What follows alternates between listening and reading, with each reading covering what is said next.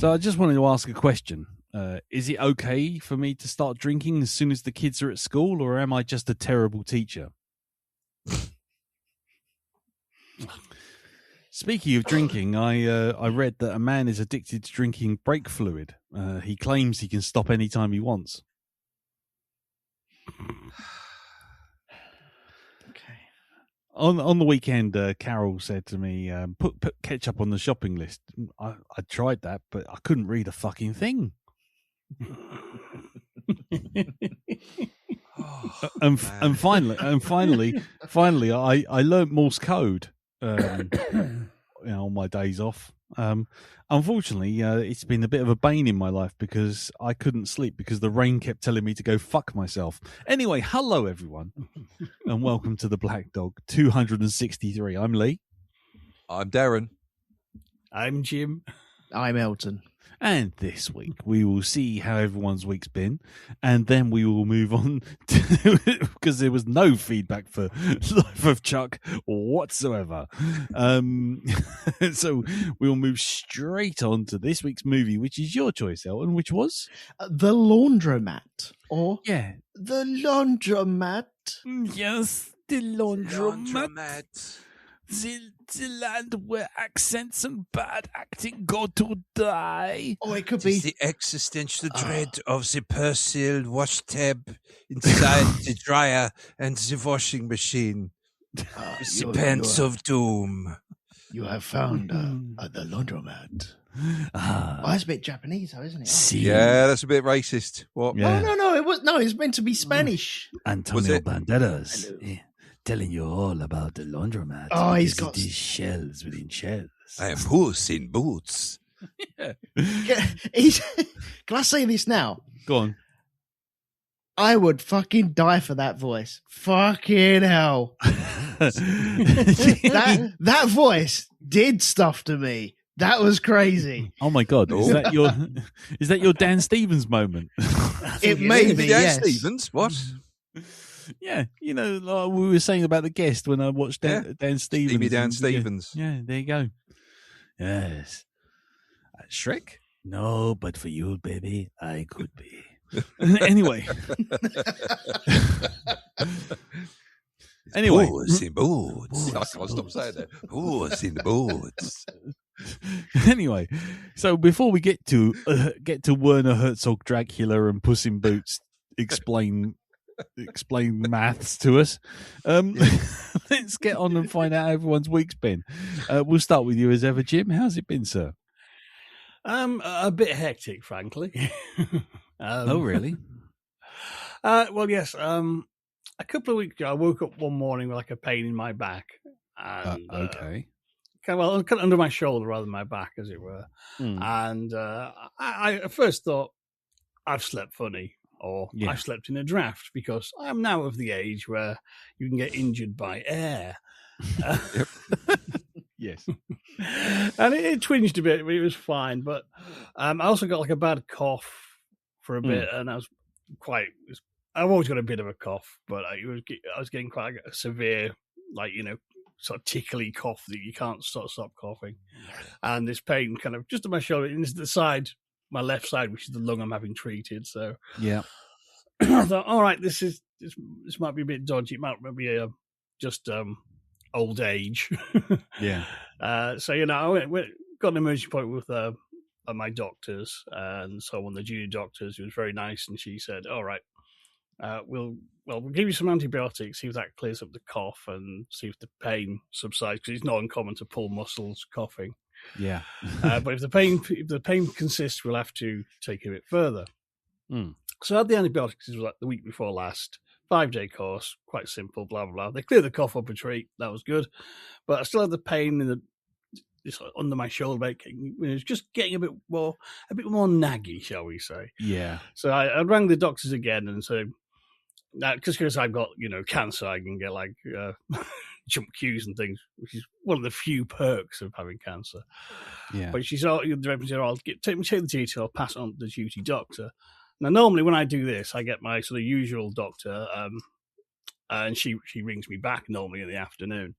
Yeah. It was a different duty to doctor on today. He just didn't even ring me. He just sent me a text message saying, I've sent you some more antibiotics. And I thought, that's not really No. I don't think it's the antibiotics we were looking at. I mean, Yeah. the last younger doctor, who's, quite rightly said the pain persists, we have probably got a chest x-ray or something else to, check there's nothing going Nothing on. serious, because mystery pains in my chest is how I started all this nonsense. Yes.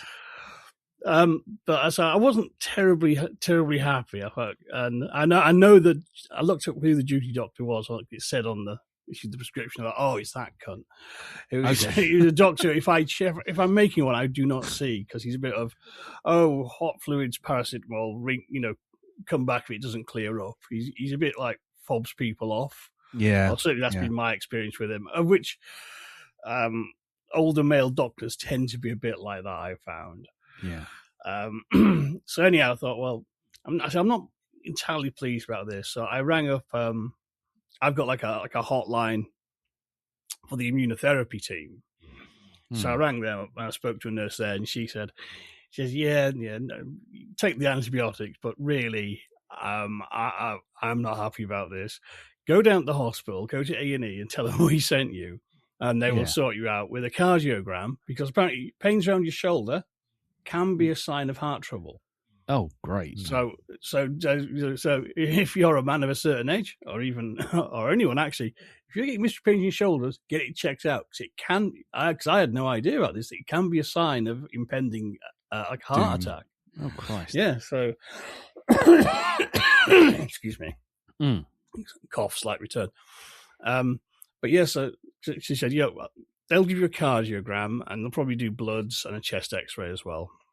So I thought, okay, great. I thought, well, it's Wednesday. It's not going to be that busy. Wrong. Yeah.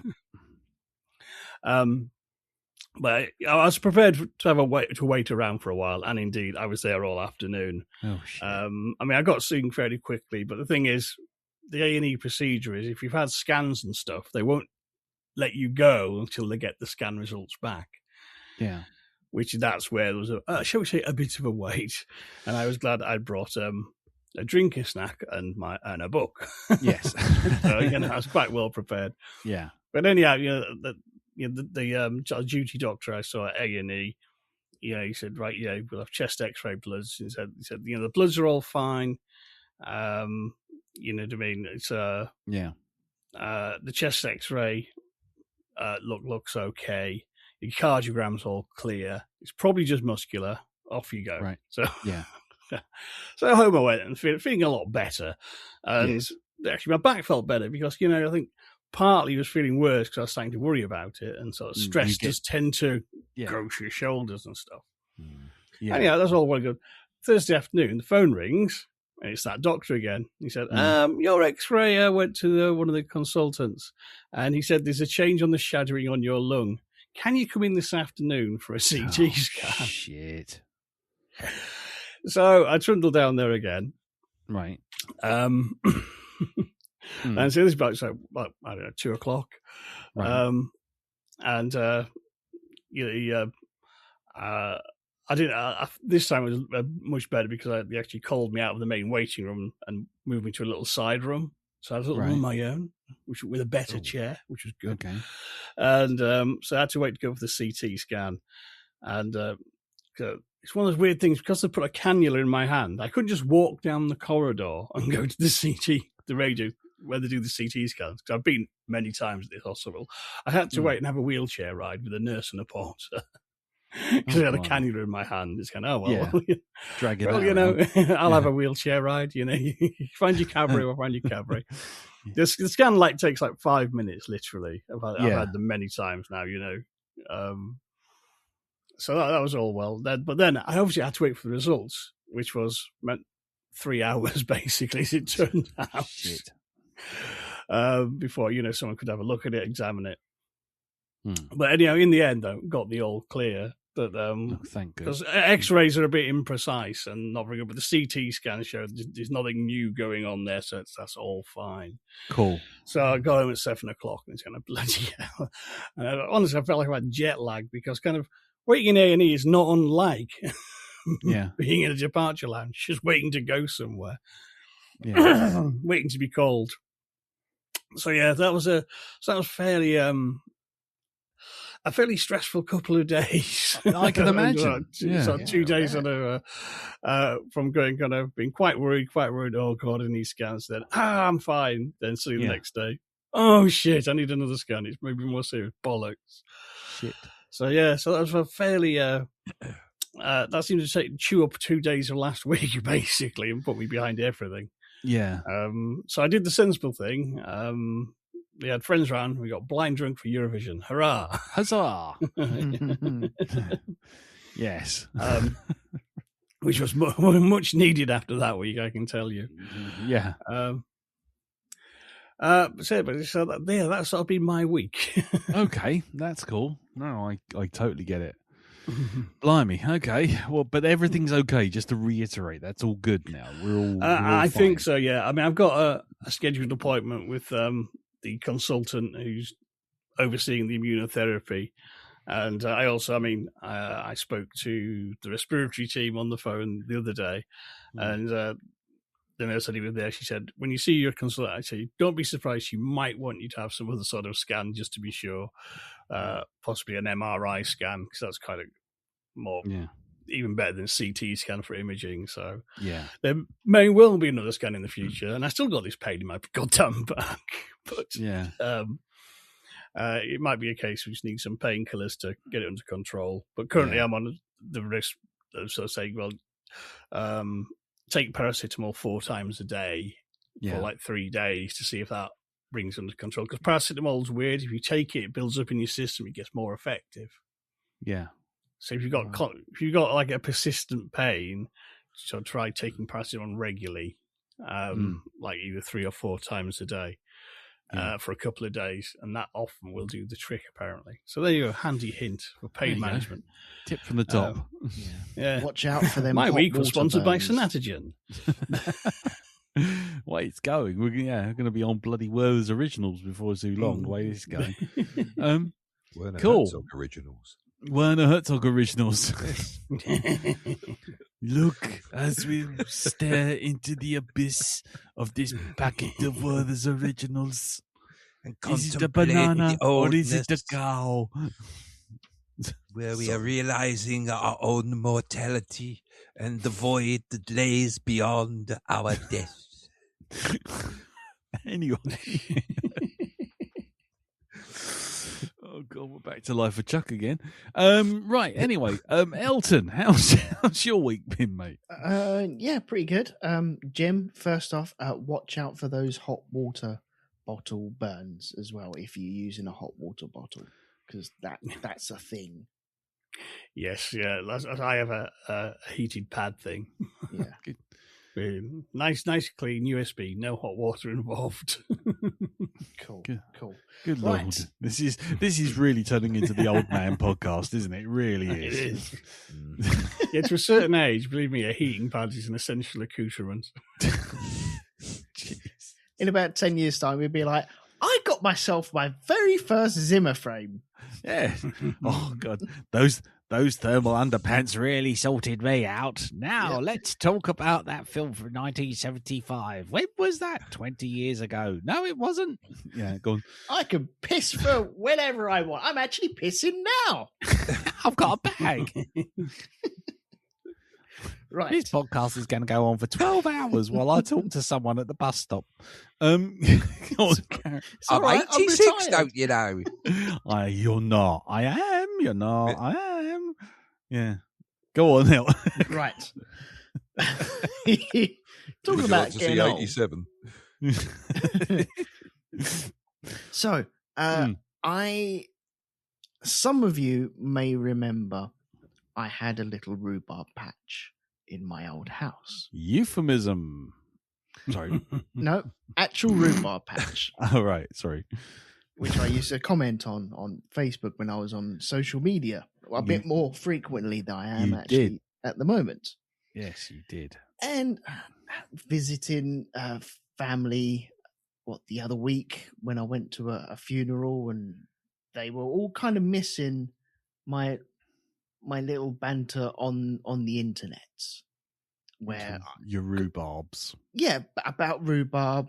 They like my bin day shit as well, and I'm there at a funeral going, fuck, I'm going to be remembered for this shit, aren't I? All this utter tat I've been putting out for all these years.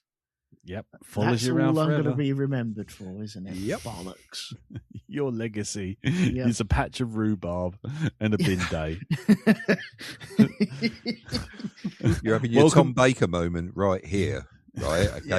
There was an episode of Doctor Who where you can actually see Tom Baker suddenly, it's like Planet of Death or something, and he just suddenly, but you notice he's not actually doing any sort of emotional range in the face apart from looking really depressed. Like he's just realised that it's this and the voice of Little Britain. That's it for him from this point onwards. That's his most famous roles. Yep.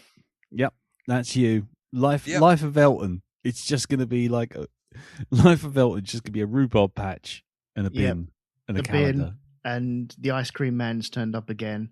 Oh no, he's gone now. But we have the memories to live on. Don't forget the scratch cards. A scratch card. Oh shit! Yep. Fucking hell, my life is utter bollocks, isn't it? Oh, fuck. It comes to all of us, mate. We all realise this at some point or another. You Yep. just got there a little bit Yeah, later than us. I should have been doing more constructive shit, but oh well. never Two mind. scratch cards. Maybe. Maybe just doing them faster than what I actually do. Spending a weekend Dual doing wielding scratch cards. them. Tommy Two Guns. That's Anyway, so with that being said, it. Mm. I was like, do you know what? Maybe I'll bring the rhubarb thing back. Lean into it. And I thought, okay, Hmm. I will go buy some seeds for rhubarb. Mm-hmm. Excellent. This proved more challenging than what I thought it would be. Mm. I, being a young whippersnapper, not frequenting nurseries, no, not that type, you mucky pups, the garden type. Steady. We said nothing. We said nothing at Yeah, all. I was just getting in there before you, that's all. You brought that up. You brought that up. So I thought you'd go to one of these nursery places and pick up your seed. There'll be shelves and shelves of seeds, and you'll be able to pick it, and you'll pick your little packet of seeds and take it home and then plant it wherever you wish. That's what I thought. Right. Fuck no. Fuck this world. I hate the 2020s. They are utter garbage. I fucking hate them. Why? So I walked into this nursery yeah. and I will read you a list of things I found before I found seeds. They include Right. flowers, as you would think, Mm. empty pots. Okay, that's not bad. Barbecues, I understand that. T-shirts, books, pet corner where you can buy dog food and dog toys and dog treats and cat treats and shit like that. Candles, LED lights, plates, cutlery, A cuddly Cups. toy. statues, throws, cushions, cards, gift wrapping, garden PlayStation tools, 5. outdoor lights, And the sweets, bonus ball of 42. cuddly toys, and A crane. neon signs as well.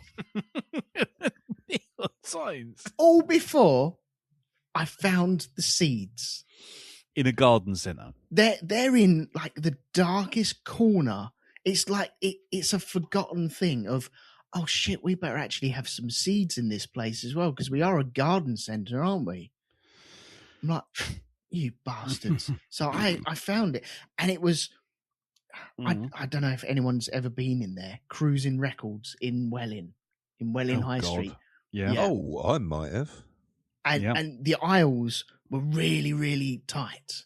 Yes. And you're looking at the seeds on one side, and the seeds behind you are rubbing you on your back behind you. It's that tight, and you're trying to turn Sexy around, seeds. and your shoulders are too wide to actually spin around in the aisle. You have to go out the aisle spin Now on round, and then go gardening back in time, it. It's the sexy hour. Yes. And so I then spent the next 20 minutes going up and down these seeds. Mm. I couldn't. They had Going up and down everything. these seeds, eh? Everything from A's to Z's, but no rhubarb whatsoever. Nothing. You failed the rhubarb challenge, is what you're saying. I couldn't find any. I tried my darndest to go to a local shop and buy locally and support locally, and I couldn't fucking find seeds in a fucking garden centre. So I ended up buying them off of Amazon, and they're turning up tomorrow. Nice. Hey. Hey. But God, the amount of crap they have in these places. Cement mixer, water Yes. features. Yeah, anything you want. Except fucking plants and seeds. Nice. So, It's you'll be soul destroying. The amount of crap.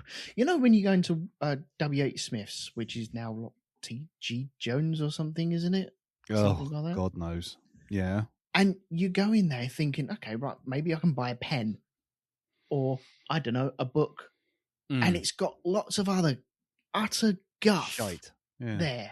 It's the same as HMV. All these stores, HMV, T.G. Jones, and garden centres are exactly the same shop. No, They I have would all argue- the same I- amount of tat.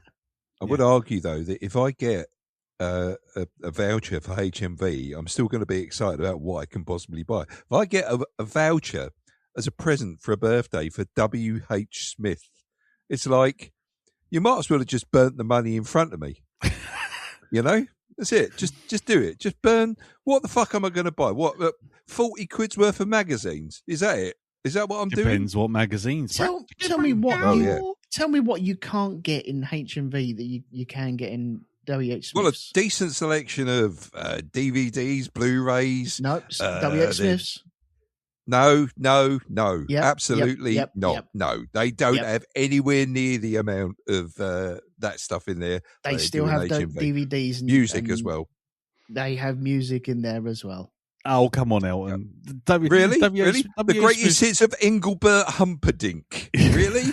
Is You that might what not we're be able looking to at get here? that, no, but Or- you might be or able to what get about- now 74 or something. Now like that's that. what I call Christmas 12. Or what about the Dooleys' third album? Should we go for that one? Yeah. It may What not about have the Nolans in concert? What about that? Yeah. it may not have the range, but you'll No still More be able to Mr. buy, Nice Guy by Val Doonican. Yeah, let's go for that. you can still buy cups in Some of HMV. my You can best still buy friends are so- books Yeah, and, yeah. and pens and all that. The same sort Yeah, of but- stuff you can buy. It's the same shop. The difference is there's actually books that I actually, genuinely would like to buy from HMV. There is absolutely no book in W.H. Smith's at all that I want to buy from there, right? Fucking vouchers from that place.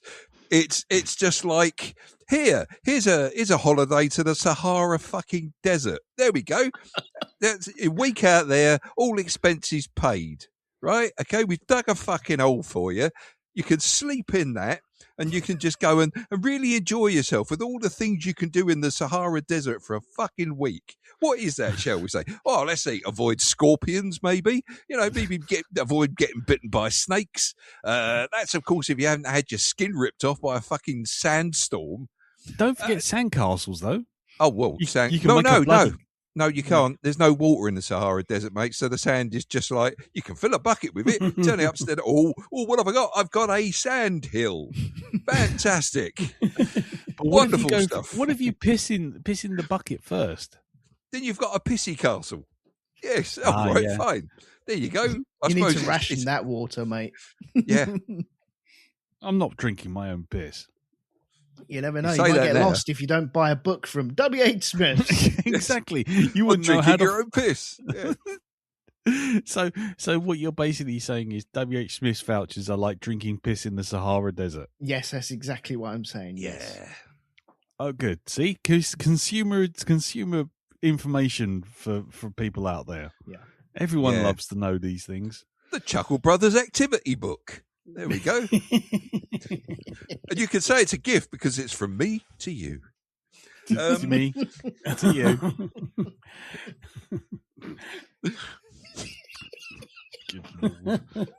They missed a trick there. They did, didn't they? Oh well, they should have released a whole range of pens to be to you, Yep. to be to you. Anyway, right.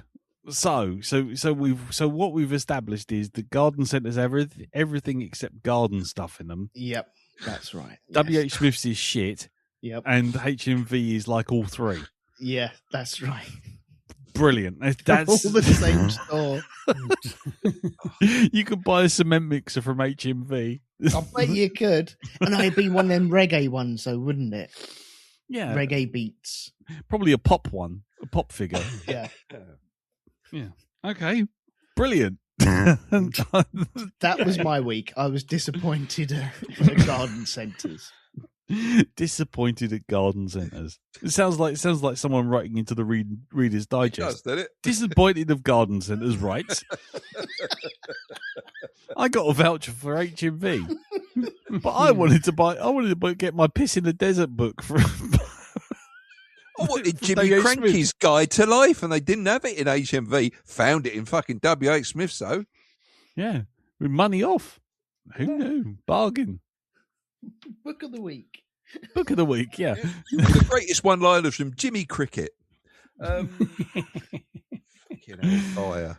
Oh God. Well then let's move swiftly on. from Crochet this- with fucking spaghetti. There we go. That's a book in WH Smith's. Make a tank top out of fucking pasta. This is how you do it. Oh Lord. An episode guide to Highway with Harry Seacombe. There you go. Songs of Joy with Harry Yeah. Seacombe. Yeah. Right. Brilliant. Well, Hide and Seek with Harry Seacombe. yeah. Seacombe with Seacombe. Seacombe with Seacombe. Hide and Seacombe. There you go. There you go. All done. That's it. You're welcome. We're You're good. welcome, Internet. Yeah. And just remember, buy Seacombe with Seacombe, you can get Famous Sellers with Peter Sellers. Yep.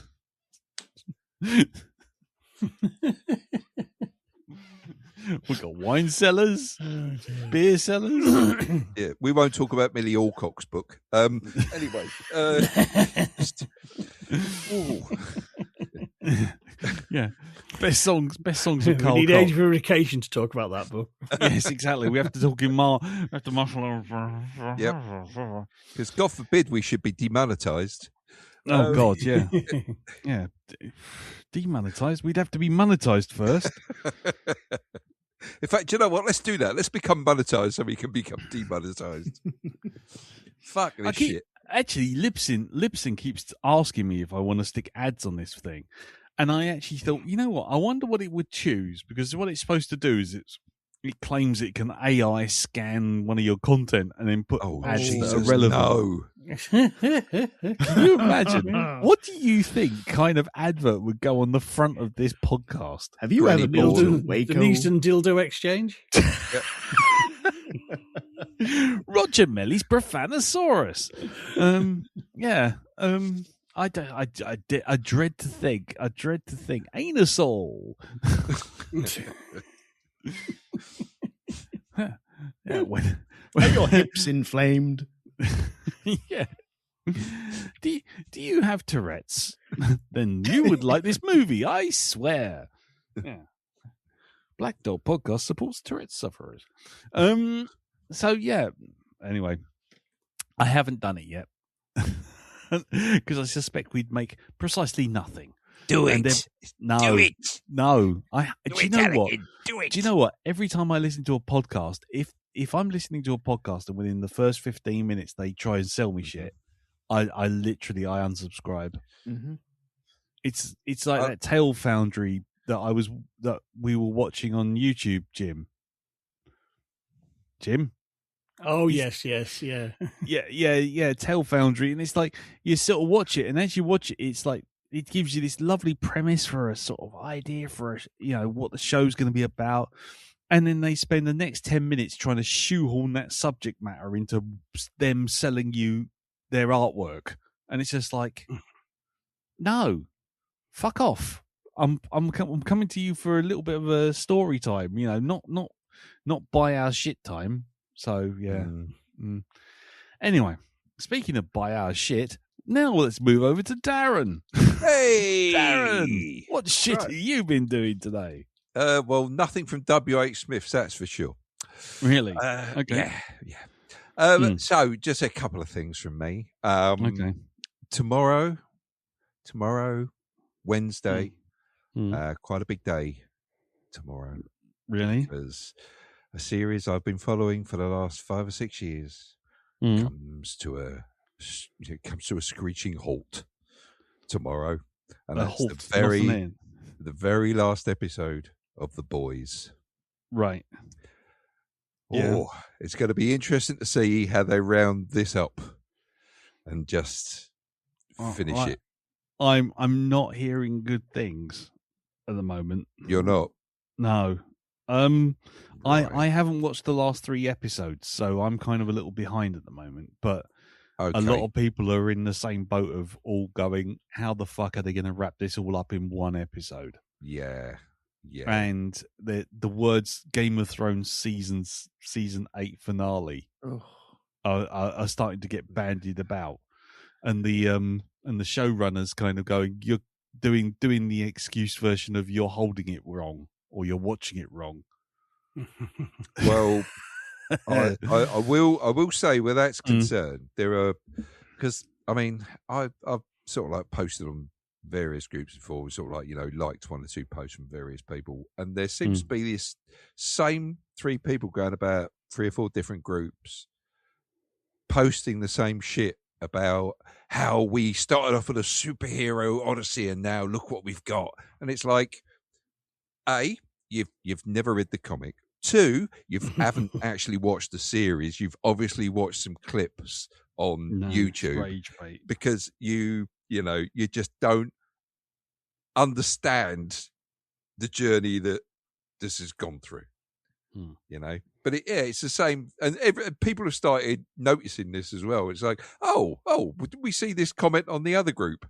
The same thing. So, it's just, rage. if you Rage don't bait like is, it, don't watch it. Just turn it off. And on that note, are you going to see The Mandalorian and Grogu? If I've got nothing else to do, I don't know. I really don't know. I'm actually seriously sort of like thinking to myself, do I really want to go and see fucking Marvel's Doomsday at the end of this year? I'm really, I've reached a thing with saturation this point. Yes. It's not even that. It's just done with it. I wasn't happy with their decision of who they cast as Doctor Doom. Anyway, I just no, just give us the character, man. Just don't make it a variation of fucking this character or that character. Just give us Victor Von fucking Doom. Can you not stop playing with it? Just give us the thing that we all turn up to see. Just do it. I don't care who plays the role, except it shouldn't be Robert Downey Jr. Just can we have someone else? Oh, fucking spoiler! This is why we need the appointment of what was being touted as the book slapper as a job role. Yeah, which when everyone's making a movie or a TV show based on an existing property like a book or a comic, and they go, "Hey, I've got a great idea. Why don't we make him a heron?" Someone fucking slaps them with the book and say, "No, we're doing this. This is what the public are paying to see." Yeah. Yes. Yeah. Stop trying to change the shit. They wanted to see this shit look like this. Yes. I like that. Turn him into a heron. I'm gonna watch it tomorrow anyway. The last one of the boys. Hopefully it will be okay. I mean, I've enjoyed it up to this point. That's it. It's been fun watching sort of like, certain characters slide off the fucking table into the abyss of fucking madness. Sliding into the abyss of the madness. Abyss, yes, Homelander. It's been fun watching it, and just also a little bit sort of that was a bit on the money. Oh, this is a bit on the money, and oh, that's a bit on the money. In fact, remember that picture that Donald Trump put up about him healing Jon Stewart from the Daily Show, right? Okay, Yeah. Somebody's taken that and they've adjusted it. They put Homelander in it. There's a instead. shock. Yeah, that thing works really well. Yeah. Somebody put in a post underneath it and went, "Why is everybody trying to heal Jon Stewart? Is he sick?" So, yeah, Nice. yeah. So, looking forward to that tomorrow. It's going to be sad to see it go, but hopefully they'll put a decent lid on it. Yeah. And, but I've enjoyed everything I've seen up to this point anyway. Yeah. But, Cool. There you go. Now, the other thing, I don't normally buy AAA games so close to their release date. Right. I'm not really one But for when doing I it. do, But when I do, but I've made an exception to one that's been it's been out there with a lot of sort of like players on YouTube who normally do playthroughs. They've been playing they've been getting early release copies of this. Right. And, What is it? It's a game called Directive 3080. 80-20. 80-20, sorry. I keep getting the fucking numbers mixed up. I really do. I said, 80-20, Directive 80-20. Yeah. Now, this has got sort of like, full cast of actors in it and stuff like this. It's all they sort of like rendering them as they're doing their thing. They will go into a studio and get some done that way. It's all about the attempts of the people from Earth trying to find another place to live because Earth itself is dying. And so they go out into the stars to try and find a planet, and you join this team of astronauts that are out there trying to find this place. Yeah. And of course, while they're out there trying to do the job, they realize that something is not quite right. Something goes wrong with a member of the crew who starts acting very, very strangely. Always the way. Always the way. I'm not going to give away really that much. Or I will say this is a game best played if you've got a machine that's got an RTX graphics card in it, which mine doesn't. Mine's got a GTX graphics card, so it really, really struggles with the actual graphics on this. I've been on a site to get a guide of what I should really do. What's going to be the best settings for a low spec machine compared to what they're asking for. And it's playable, right? Very much so. But from what has actually played properly and what I've managed to get through, it is a good story. It becomes a bit of it's like playing a science fiction version of an episode of Columbo. Right? Now, I'll tell you for why, right? Because you know who's committed the crime. You know who the problem is. Okay? But it's just getting the crew of the ship, because you play various different characters as it goes through, and it's getting them to find out what's been going on and the discoveries that they make. It is quite brutal in places, but all in all, the story itself is it's really, really good and really well acted. So, like I say, I've got no problem with the actual game itself, the plot, how it goes on. It's really fucking tense in places as well, and you actually finally get control.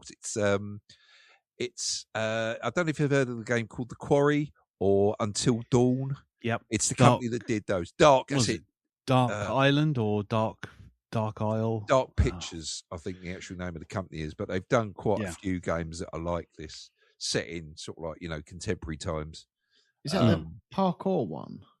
No. The big one they did was the one with Remy Malik and Hayden Panettiere, Until Dawn. Yeah. Which is a game that you can lose main characters and the story just adjusts itself, and you've got like about several thousand different endings to this. Yeah. One of the great things about this is it does give you the choice of actually just going hell for leather and saying, no, I don't want any rewinds. I don't want to look at any other paths of the story. I'm just going to play it straight through and, be damned with what happens to the characters.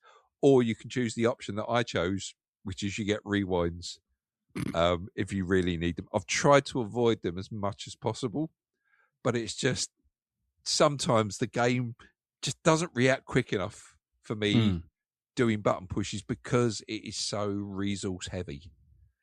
You sure it's got nothing to do with your old man controls? No, it's not that at all. I've had to put it on things like, instead of doing the button mashing, I've had to put it on you just hold the button down because it just doesn't react quick enough. Arthritis Honestly, mode, I think they call that, don't they?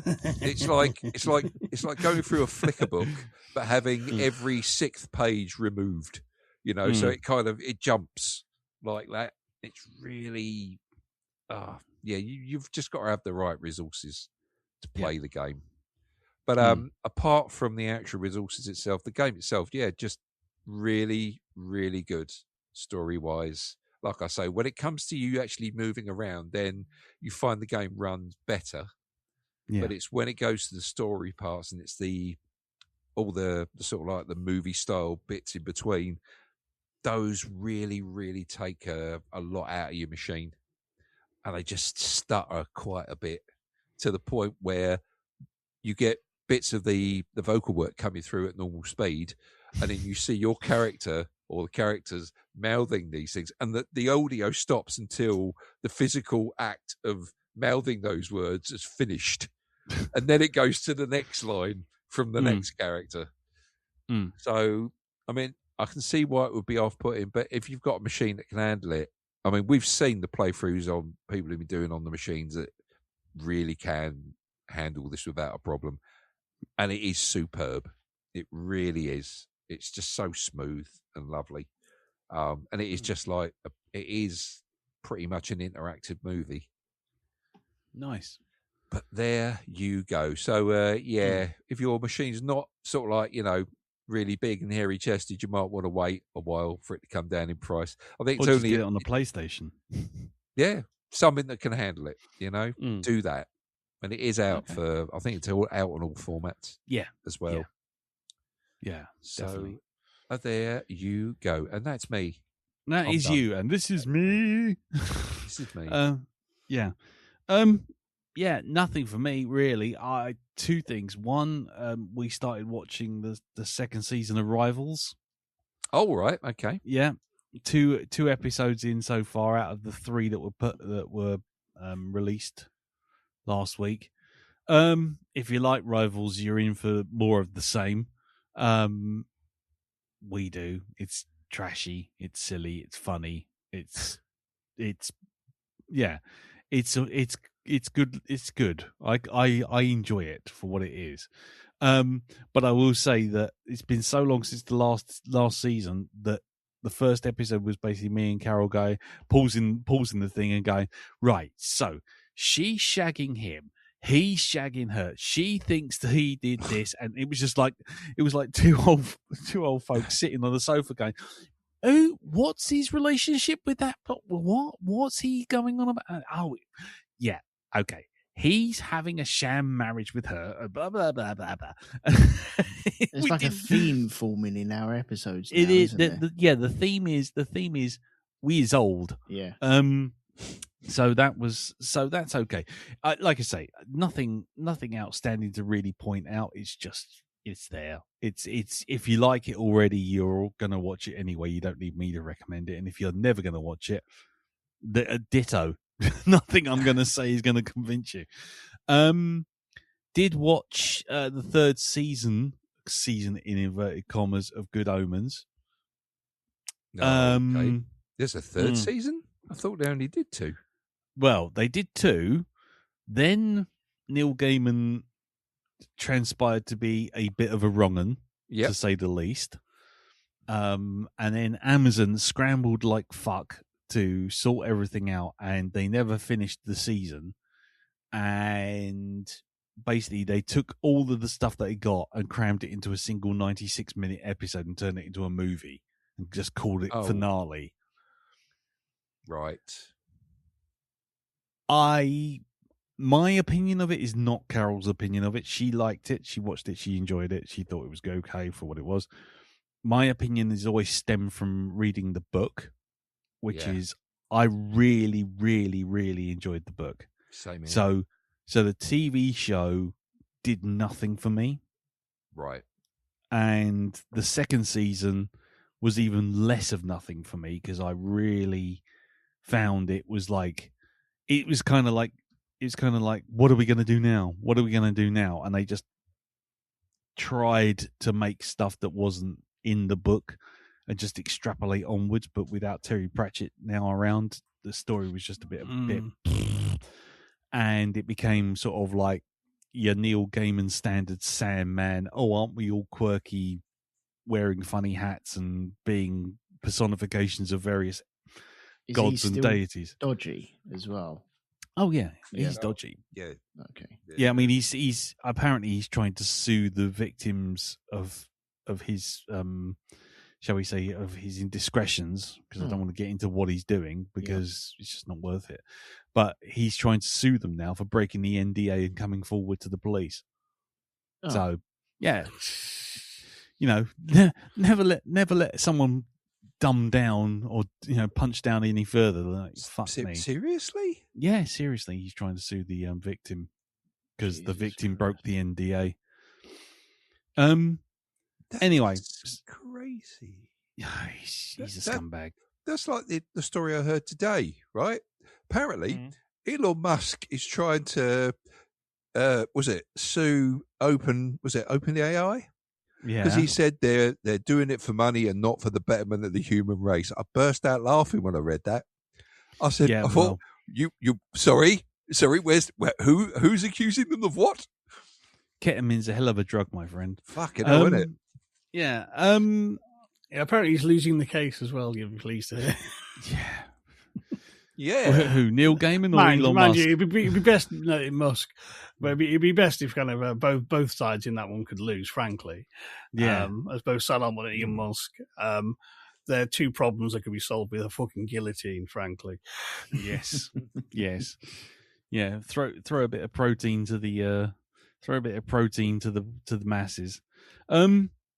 Yeah. So for me, Good Omens. All of the Good Omens has really kind of not been a thing that's on my radar beyond kind of, it's nice to see sort of David Tennant and, and Michael Sheen play off against each other. But for me, the third movie season thing just passed me by. I was just like, yeah, whatever. Really didn't do anything for us. Yeah. And lastly, obviously, Eurovision came and went. And that was I was joined on a shambolic chat thanks to technical issues on the Black Dog. Basically the chat was removed from Facebook groups. Right. Didn't this get removed last year? Yeah, it got removed last year. Well, we got cancelled last year because someone said something along the lines of basically committing suicide rather than watching one of the acts sing a "We Belong Again." Yeah, and then Facebook came down on top of our chat and went no, and then the chat just vanished.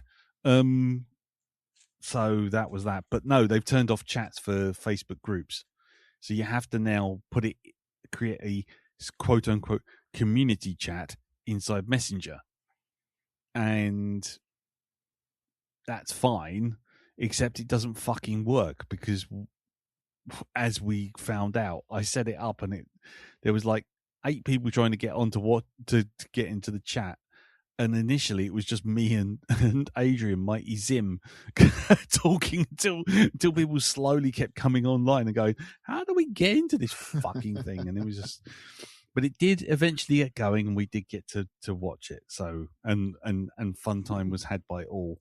Cool. Yeah, because I was checking, she was setting up. Facebook, nothing. Laptop podcast showing nothing. The next morning, I had a notification saying you set up a chat. Like. Literally 11 hours later. Thanks, Facebook. There's a magic of instant communication and social media. Yeah. So I've closed it down and deleted it. It's just not worth the aggro. I'll come back to it and maybe set it up like 2 days in advance for next time. Though I'll be honest with you, Eurovision this year was a bit of a shit show, really, wasn't it?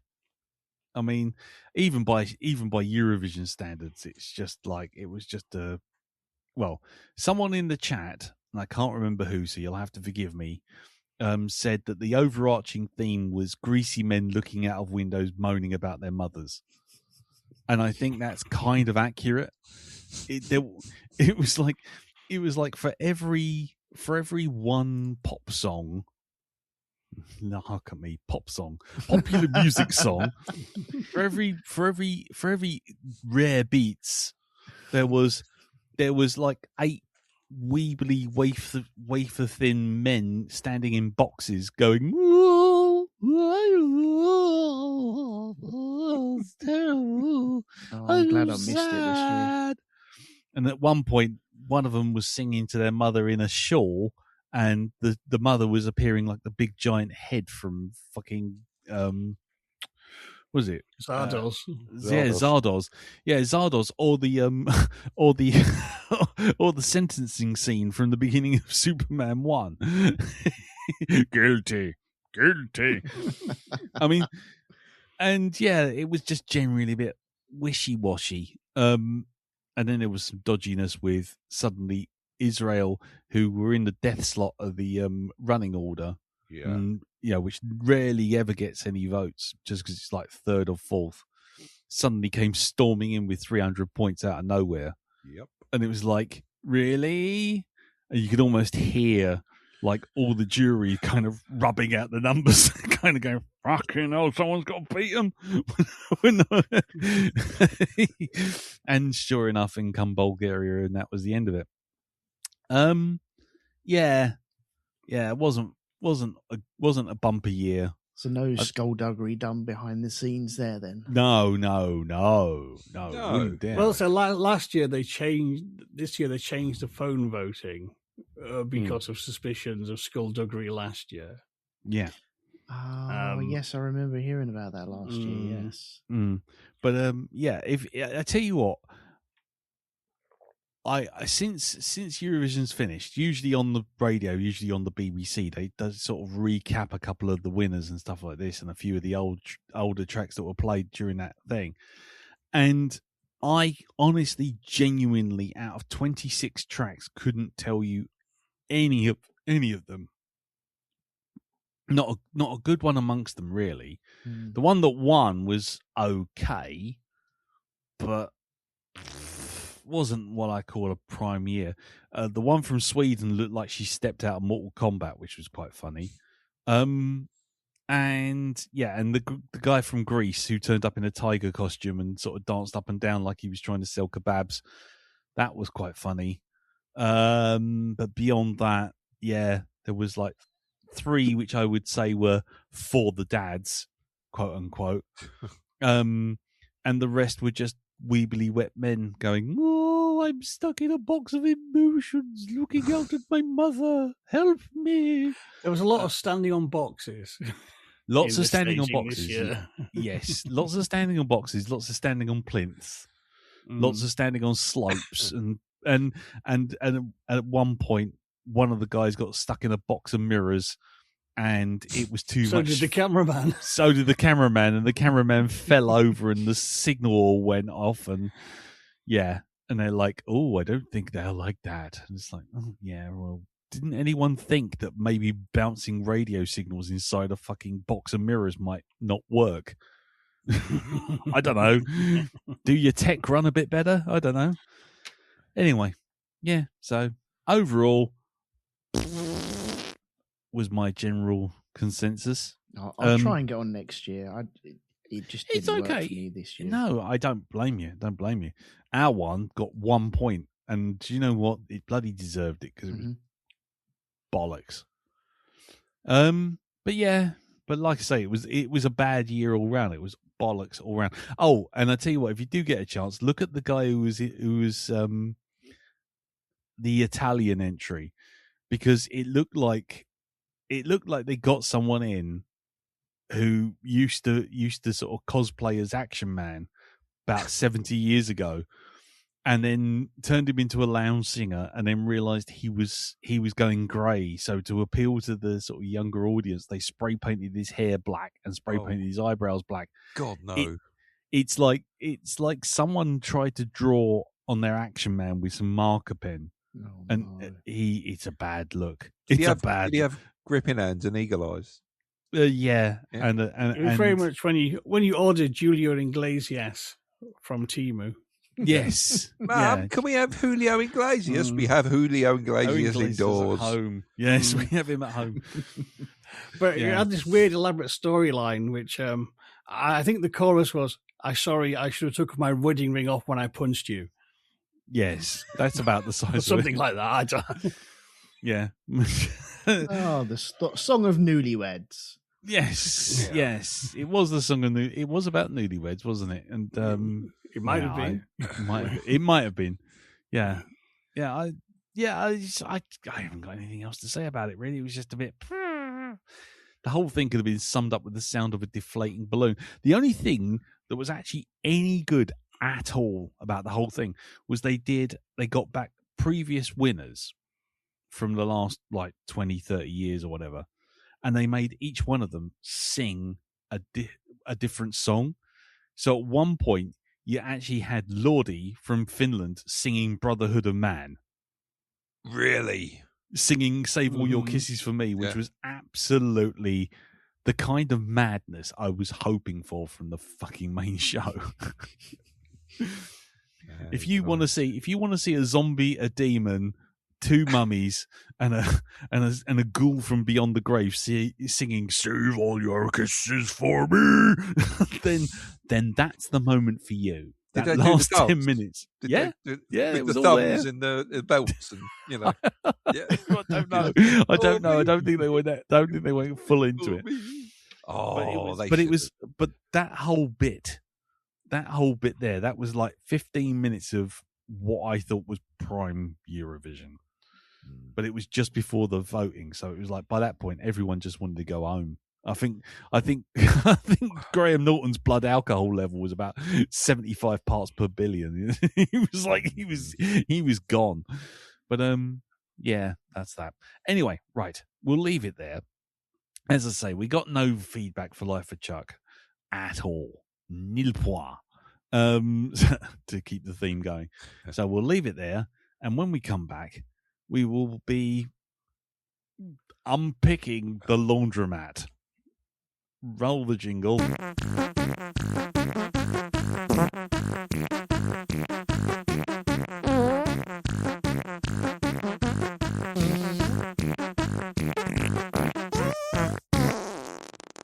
Right, The Laundromat is a 2019 American comedy drama film directed by Steven Soderbergh with a screenplay by Scott Z. Burns and is based upon the book Secrecy World about the Panama Papers scandal by the author Jake Bernstein.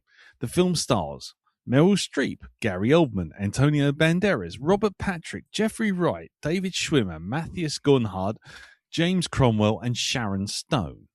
Laundromat had its world premiere at the 76th Venice Film Festival on September the 1st, 2019, and was released in select theaters in the US on 27th of September before going to streaming in October, because it was on Netflix from there on in. Because it's on Netflix, as ever, the stats and everything are completely hidden from view. There's no how much it made. There's no how much it earned. There's no much how much it cost. We have nothing. So, what do you think it made at the box office, Jim? I think it made 6 million bananas for only 3 million cows.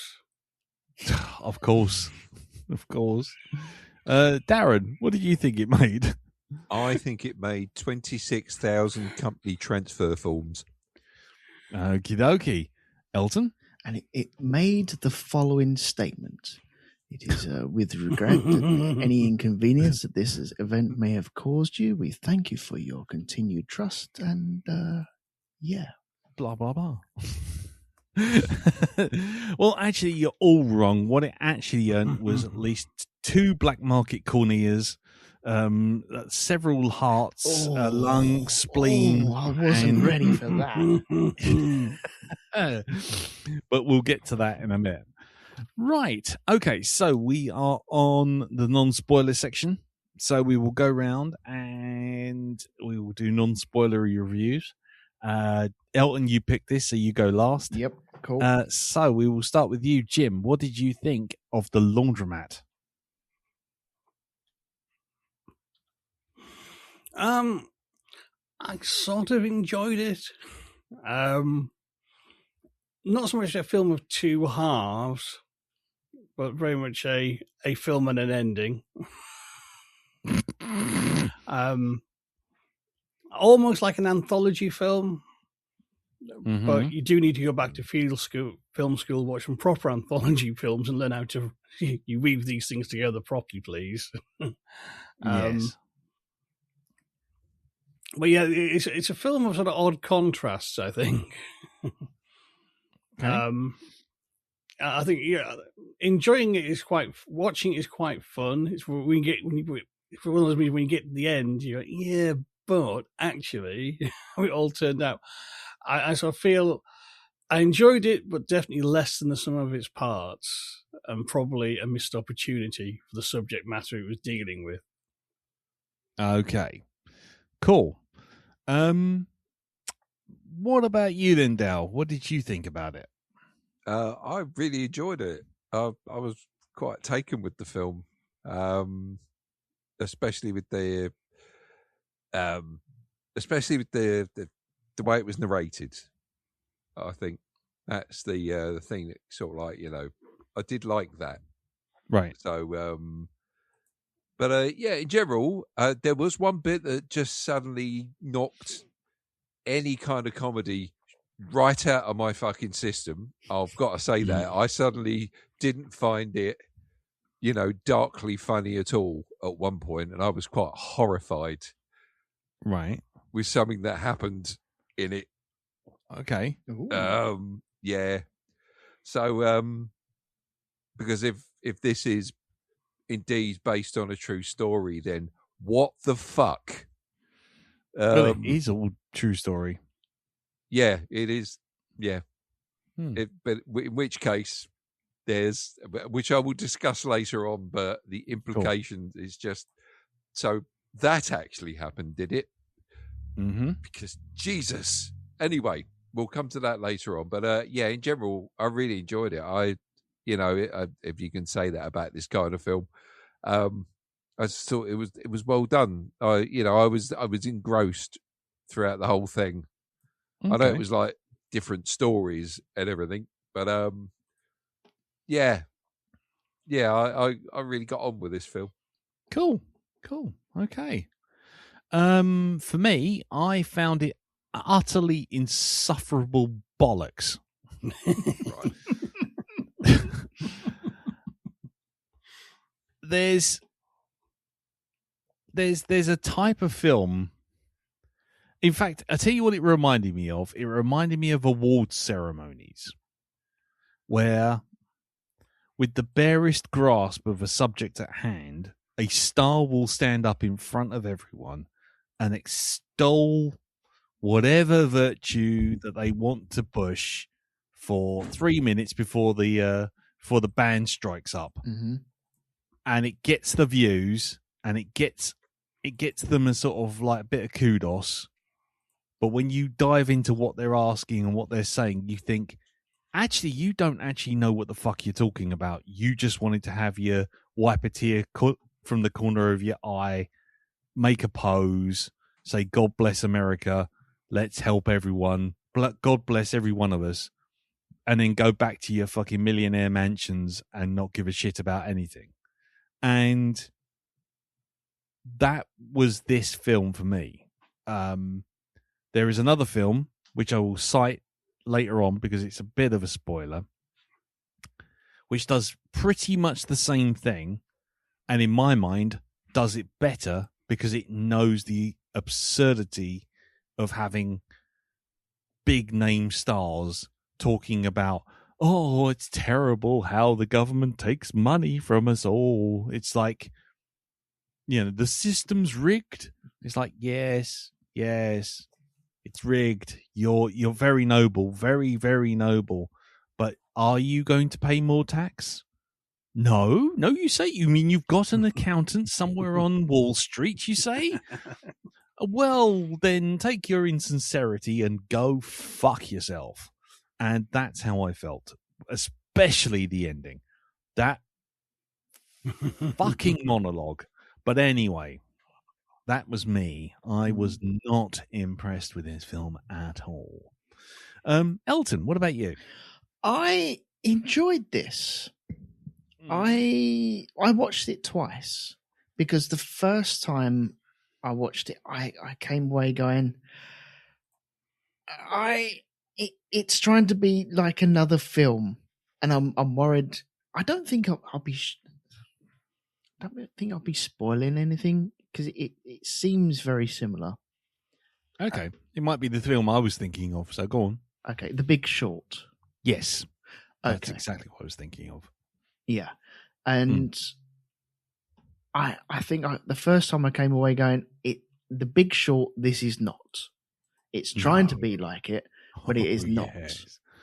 Mm-hmm. And you're right. It seems to deal with the subject matter as if it had read it off of AI.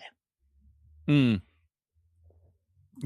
But watching it again, I think I enjoyed it more the second time round, just because I knew the beats and what was going on and knew the flow of the movie, because it's all encompassing in one story, but it doesn't really tell you a story. What it's telling you is rich guys are bad. And I already knew that anyway.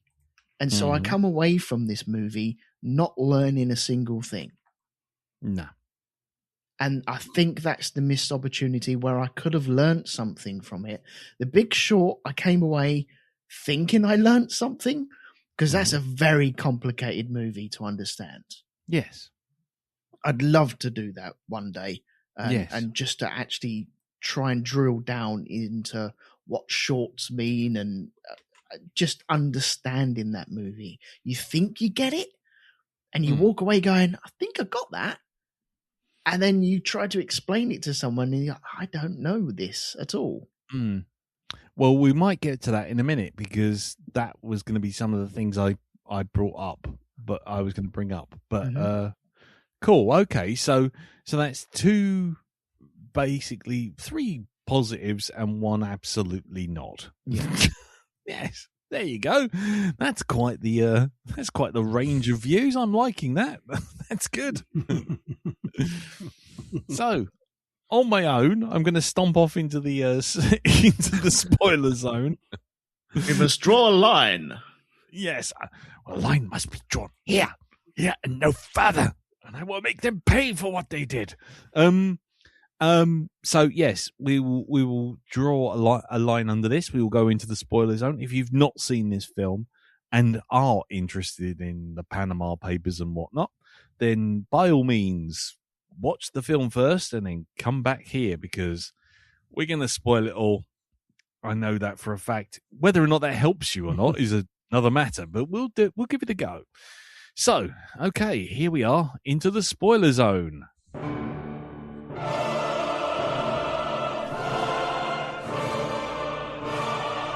Spoilers!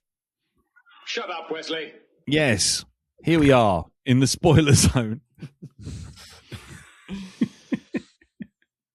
Okay, so Because I feel like I'm going to have to just jump in and jump out like some sort of evil imp. If you three liked it, then you will probably get more out of discussing this than I will. Because I'm just going to keep jumping in and going, "Grr, bugger it, fucking entitled bastards pretending to mean something. Grr." So here's a question, and here's the first question, and probably the only question I think I could probably ask. What are the Panama Papers that this film was about? I'm pretty sure it's a list of all the individuals that had shell companies set up for themselves. And again, it's that Jeff Goldblum thing, isn't it?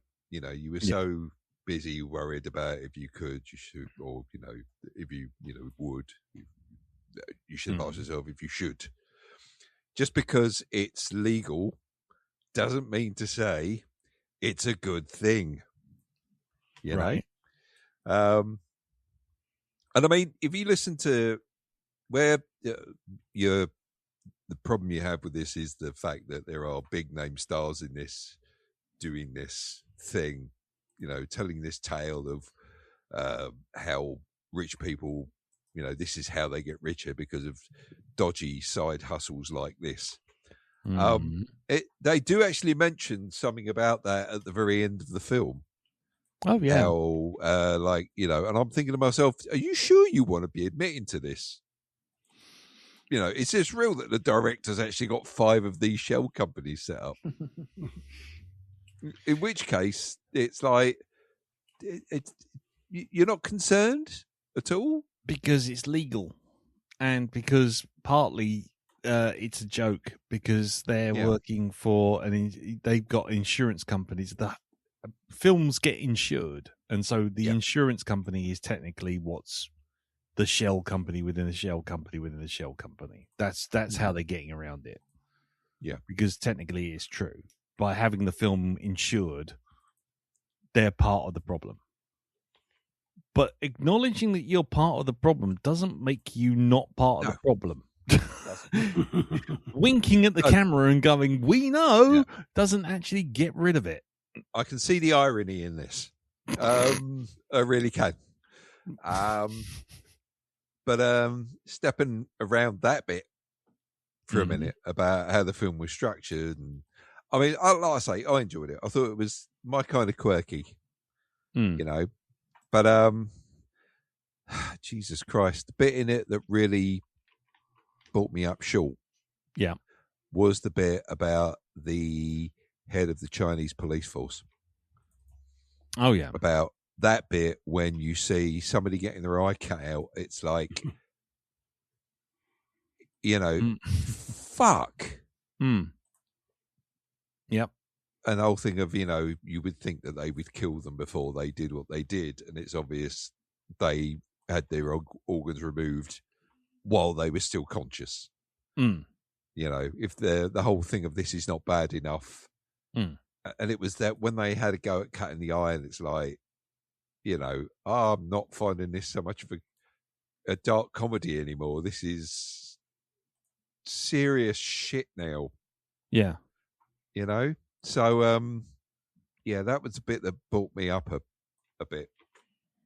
I mean, I did sit there watching the film thinking, should we be making a joke of this? Considering if Meryl Streep's character is actually not just something created for the film as an example of how this shit goes. I thought we were going to concentrate on her mainly, and it was going to build up with her getting to a point where she finally does either get her money back or it's all for nothing by the end of it, and that she does, she finds the roots for this kind of go so deep that there is absolutely no way of getting around it. Of putting a stop to it.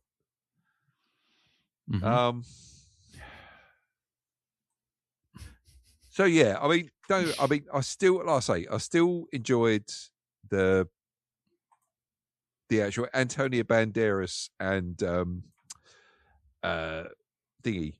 Oh, what the fuck? Gary is his name? Oldman. Gary Oldman. Yeah, I enjoyed their little bits, and I must admit, when I first heard the voiceover, I actually thought it was Werner Herzog that was in this film, right? Which sent me down a bit of a rabbit hole on YouTube, right? Because I started looking up Werner Herzog interviews, and I love him. I think he's great.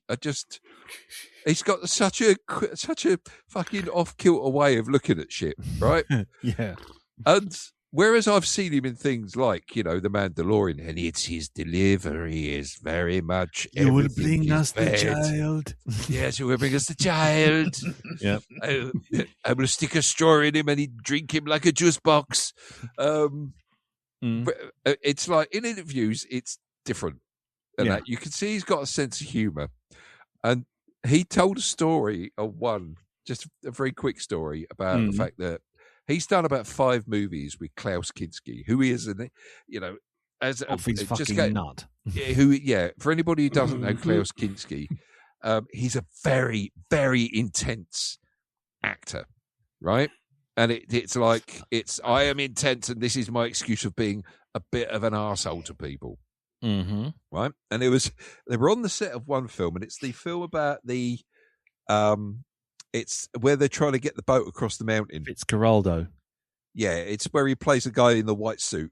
Yes. Yeah, that's it. Yeah, and apparently on set, and they show clips of this where he fucking loses it with this production assistant who didn't deserve the kind of shit that they got. Anyway, Werner Herzog's watching this and he's gone, right, sorry, no, I'm not having any of this. And he walked up to Klaus Kinski and he said, if you don't shut up, I'm going to fucking shoot you. And he said, Klaus Kinski said, I think he saw something in my eyes that meant I was going to do it. And then he just shut up. Yes. After that. And he didn't fuck with him anymore. It was just like, I love that. That's great. There's a famous photo of the boat being pulled over the mountain with Herzog holding a shotgun. So yeah, it's maybe we should dive into some of his stuff.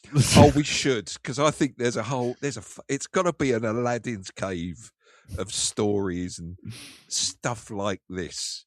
I think I'm going to have to look up some more interviews and just listen to him talk about his time in movies. And it's very good. Yeah. Well, I still recommend if it turns out, I've always wanted to do it. A film called Incident at Loch Ness, which is like a meta mockumentary spoof horror movie about Werner Herzog playing himself, going to make a documentary about the Loch Ness monster. With an idiot American producer. Oh man, if it's available on any of those streaming services, that's it. I'm down for that. I'm down for it. Yeah. Nice. So this is my new obsession now, Werner Herzog. Right. So it's great. It's a whole new world. So back to the film. Back to the film. Yeah. Back to the film. I did love the whole the Antonio Banderas and Gary Oldman bits where they keep jumping in and explaining stuff and being in different outfits as these ghostly sort of figures just drifting through various scenes to explain various bits and bobs. So I think I enjoyed Gary Oldman possibly slightly more than I enjoyed Antonio Banderas, just because of the over-the-top accent. And it's the fact that his character in this was the one that would lose it a lot more severely than Antonio Banderas' one. That made me kind of laugh a bit, some of his reactions to the shit that was going on, of being caught. So yeah. So yeah. Oh yeah. Okay. So yeah. Like I say, I'm considering how many people got screwed over or have been screwed over by this kind of thing. It's that whole thing of like going to a market and buying something from someone who's got a suitcase on a chair and finding it's naff, and then trying to go back to get your money back and finding that they fucked off. That's the kind of thing that goes on here in business with these shell companies. People just pick up, fucking disappear. Companies can just vanish and then reappear as something else. It's just, how is something like that legal? See, that's one thing that I don't think the film explained as well as it could. I was about to say that Darren did do a good review, but he didn't answer my question of what was the Panama Papers. Oh, the Panama Papers. Well, no, that's basically it. It is the Panama Papers are the information of people who've had these shell companies set up. I'm pretty sure that's what it is. And it's the fact that these were all released because, as they say in the film, privacy, right? It's all about privacy. This is why, you don't get to hear about how many, which individuals have these shell companies set up, because that's the reason why they are set up, so that people can do this shit anonymously. So, that's what the Panama Papers is about. It's the fact that somebody, this mysterious Joe Bloggs character, whoever it was, found all this info and released it to the public. And that was it. It could have been anyone, Maybe we'll never find out. But that's basically what the Panama Papers, I'm pretty sure that's what the Panama Papers were. Okay. It's like, having certain files for people who went to a certain island. Having those suddenly put out there unredacted, It's that kind of thing. So you were saying there, Elton, that you didn't think they explained that particularly well. Well, I think we all know what a shell company is, where you build the shell of the company, but there is no internal organs of this company. And that can be hidden within another. It's the Russian doll effect. And thus it can get lost in the mix. Like what was happening with the insurance in the very first thing where the husband was killed and they're trying to claim insurance. David Schwimmer was just trying to get a cheaper insurance quote because everyone's trying to save money. Yeah. Because everyone's poor apart from the rich fuckers at the very top of the tree. Yeah. And everyone starring in this movie telling us, oh, yeah, it's the rich fuckers, isn't it? And like, well, yeah. Aren't you all rich fuckers? You are all rich fuckers, aren't you? Mm-hmm. And the way that's what I take as a shell company, and that's what we're fighting against in this movie. But it doesn't show you how you can get lost in it. I'm sure, surely there must be some sort of paper trail that leads to a position where the insurance company should reside, and it doesn't. And yet they don't show that path. They don't show you how it gets lost in the system. Because someone must have that last piece of paper that points to it. If you have a piece of paper that points to your insurance company saying it is here, but we haven't bought any and we're going to hide it, then surely if you break all that down, you will get to that piece of paper and you will find that someone didn't do their job. And that is what is not explained in this movie. It just gets lost. And we have to deal with that. It just gets lost in lots of different shell companies. These shell companies get bought and sold and moved around all over the place. And so in the kerfuffle, it just gets lost. And we're supposed to just accept that. Where really, if we were told to do a job, we'd have to do that job. And then we'd be questioned as to why aren't you doing that job? Whereas these people are doing a job and it's acceptable for it to just get lost. Well, that's kind of their job. That is their job, to lose it. I suppose that is their job to lose it, but That's why the company had thousands of shell companies, and they turn around and say, "Oh, someone died going to a place. Now she's dead. We'll have to put a new person in charge. She has to now sign 25,000 documents." You're the CEO of 25,000 how many units. she own? Yeah. So yeah. What about you, Jim? How did you feel about it? In that respect? Well, the thing is, it's kind of, I really didn't know what I was getting into with this. I'd not heard of this movie before, and I was quite surprised there was no washing powder involved.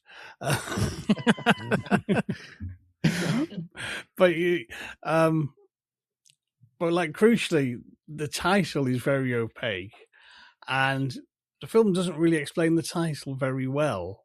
I know what the title means because I know about the Panama Papers. I know about all this crooked bullshit, but it's kind of the film doesn't communicate it very well. I mean, I think to anyone who doesn't know, like, shell companies, it explains the basics very well, but ultimately it really just drops the ball really badly. There's a tonal mismatch going, well, we're doing this kind of quirky sort of Wes Anderson anthology movie of little stories, you know what I mean? Yeah. But they don't come together in the end, and there's no, I don't, because it's based on real life, whatever that is. I don't expect everything to be drawn up in a neat bow and to have story arcs and endings, and this person went to jail, boo, hurrah, and this person got their money back, hooray. And, I don't expect that sort of happy, neat ending. But I would have liked to have known kind of, well, what were the consequences for all the characters? How did all this impact them? And it is kind of the things about the fucking live organ legging. It's kind of whoa, wait to fucking drop the ball there. You said you thought you're making a fucking guinea pig film for the Japanese underground market. What the fuck? What the fuck, man? What the fuck? I mean, but it was totally out of place.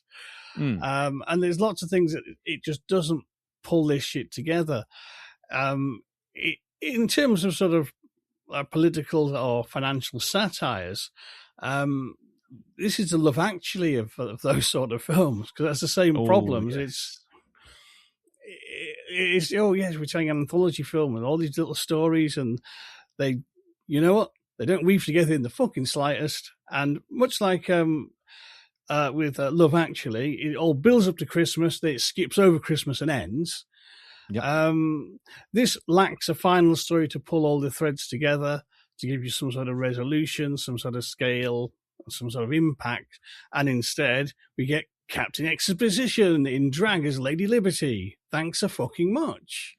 You know what I mean? It's kind of the choice to kind of do it as like a social satire and as this sort of dramatic comedy, considering the seriousness of the subject matter, you have to raise your eyebrows a little bit, but it can be done. Yeah. I think The Wolf of Wall Street does it. Yeah. And also The Death of Stalin. But Steven Soderbergh isn't up to the job. I'm sorry. You know what I mean? This is dabbling in the waters and then sort of, ducking out of the swimming lesson.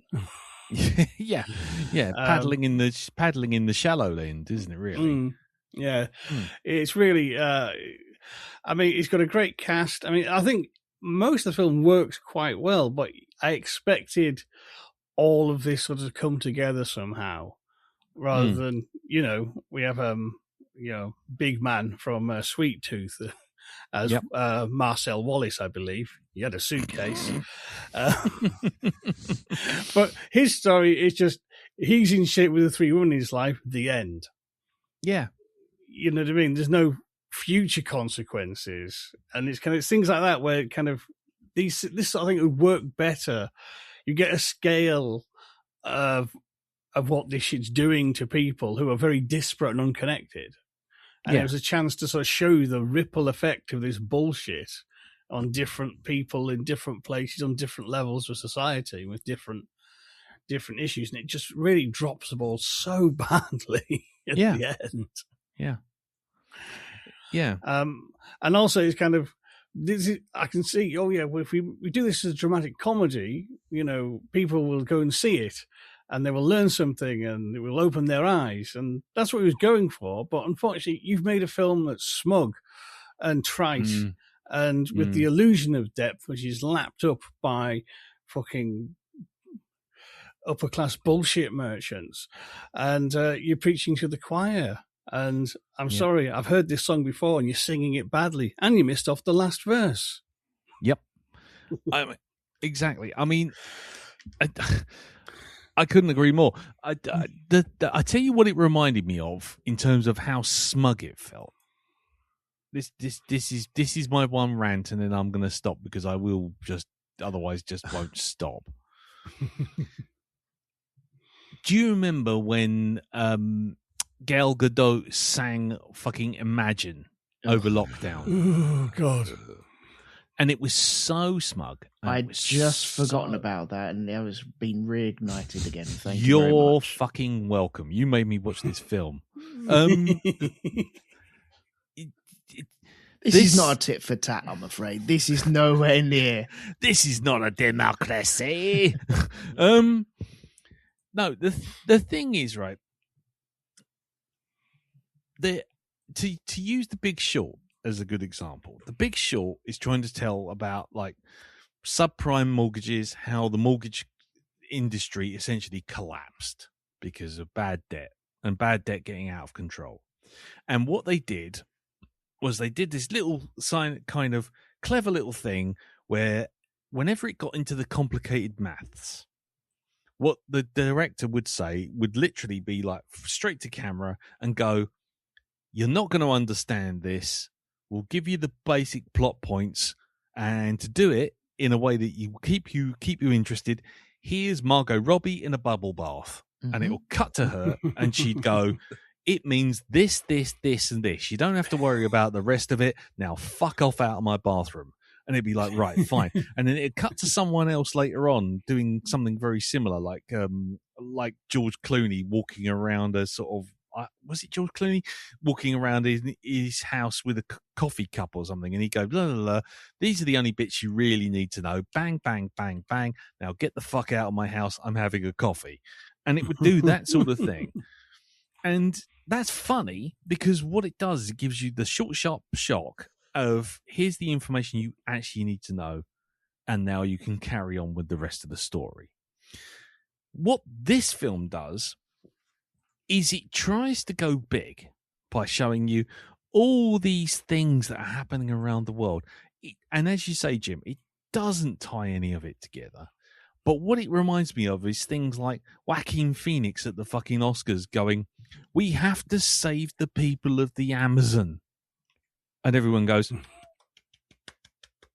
"Well done, well done."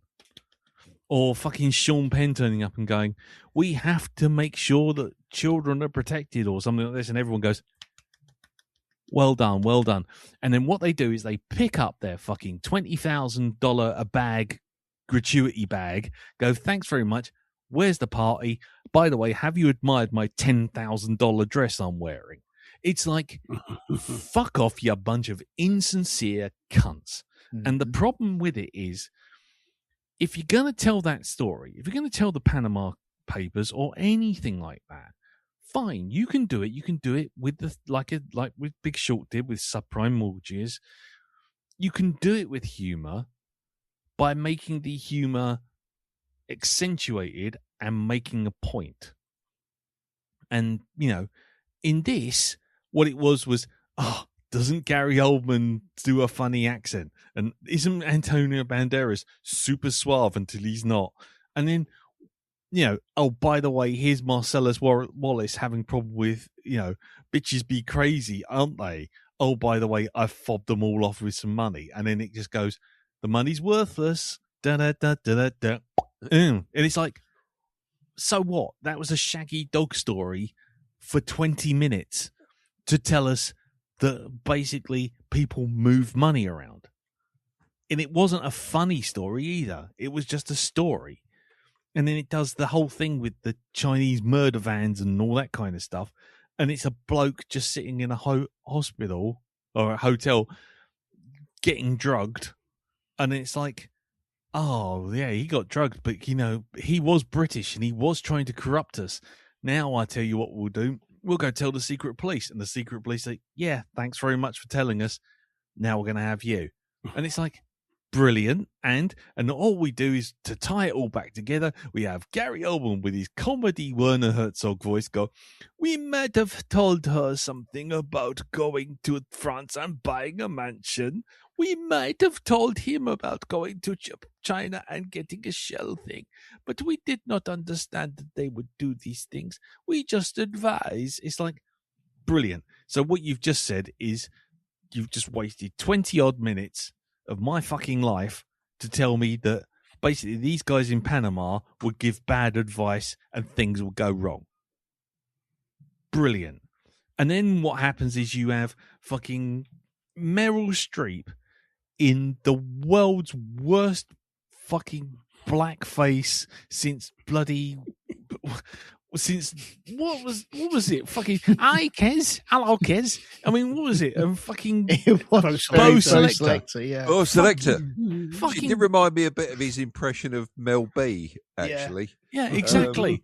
Hello, I'm Mel B. Oh God, my minge is not He was very like his Bell Me. Actually. He was bugging Woof me, bark. reminded me of something, and that was it. Yes, and it's just like as soon as you saw her with the fucking Nana Muscuri wig and the comedy glasses and the nose, that I honestly thought Peter Sellers from Revenge of the Pink Panther had turned up as the dentist again. You know, when he's the dentist and his nose starts to melt when he's trying to I would tidy this up. Yes. I smell the gas. It is good, yes. It's Cluso. He took the wrong tooth. And I just saw that and I'm like, oh, hello, Kez. Every time I saw her. And I just thought, oh, is it going to be a shock that it's Meryl Streep? Is this a thing? And it's like, yes, it is. And then she monologues. And I'm going to read you this monologue because I tell you what, I'm not going to say that I remembered it. I'm just going to read it to you because I tell you what, the most pretentious, preachy, self-aggrandizing, smug, self-indulgent, fucking Sermon on the Mount kind of bollocks just came out of her mouth. So this is her, Meryl Streep. So I call on the European Commission, the British Parliament, the United States Congress, and all nations to put an end to this massive, pervasive corruption. In this system, our system, the slaves are unaware, both of their status and that of their masters, who exist in a world apart, and wear shackles of the hidden amidst reams of unreachable legalese. It is the result of a massive, pervasive corruption of legal profession, and when it takes a whistleblower to sound the alarm, it's cause for greater concern, because it signals that democracy's checks and balances have all failed, and that severe instability could just be round the corner. So now is the time for real action. It starts with asking questions. Tax evasion cannot possibly be fixed while elected officials are pleading for money from the very elites who have the strong incentives to avoid taxes relative to any other segment of population. Yeah, these political practices have come full circle. We are irreconcilable. Reform of the American broken campaign finance system cannot wait. And then she dresses as fucking Lady Liberty and the film ends. And I just went, oh, fuck off. Seriously. You want to tell a story? Tell a story. You want to preach to the choir? Make a fucking documentary. But if you're going to do a half-assed job of all of it and just go, look at all my famous friends, aren't they amazing? Aren't I brilliant for bringing this up? Oh, by the way, here's a 10-minute diatribe by Meryl Streep to tell you to do something, while someone's sitting there in fucking Bromley Odeon is going, oh, I've got to the end of my popcorn. What's she saying again? It's just like, fuck off. you're not making a party political broadcast for the fucking Liberal Democrats. You're trying to make a film to tell people a story. You've told them a story, piss poorly, I might add, and then what you've done is you've sermonized them, and because it's fucking Meryl Streep, we're all supposed to go, well, thank fuck for you, Meryl Streep, for telling us, because I tell you what, if it weren't for you, Meryl Streep, in your $10,000 wig with your $15,000 makeup, standing in a $200 million green screen set with a fucking boat in it, you're telling me how I can make a change. Oh, good. Oh, well, I feel very, very, very empowered. Thank you so much for that. Thank you. Thank you from the bottom of my patronized soul. You silly, self-indulgent cow. This is like the mayor of London flying around all over Europe telling people to stop using petrol. Yeah, it is. It is exactly that. It's the I'm gonna fly to New York and tell you all about the ULEZ. Yep. It's like so I can't drive my car from Bromley to fucking Dartford without having to pay 12 quid because my fumes might be having a problem, but you can get in a private jet and fuck off to New York and tell us that you're doing it. Brilliant. Fucking thumbs up, tip top, well done you. This is the perfect film to bring in brand new actors instead of people right at the very bottom of the rung cutting their teeth in the acting world.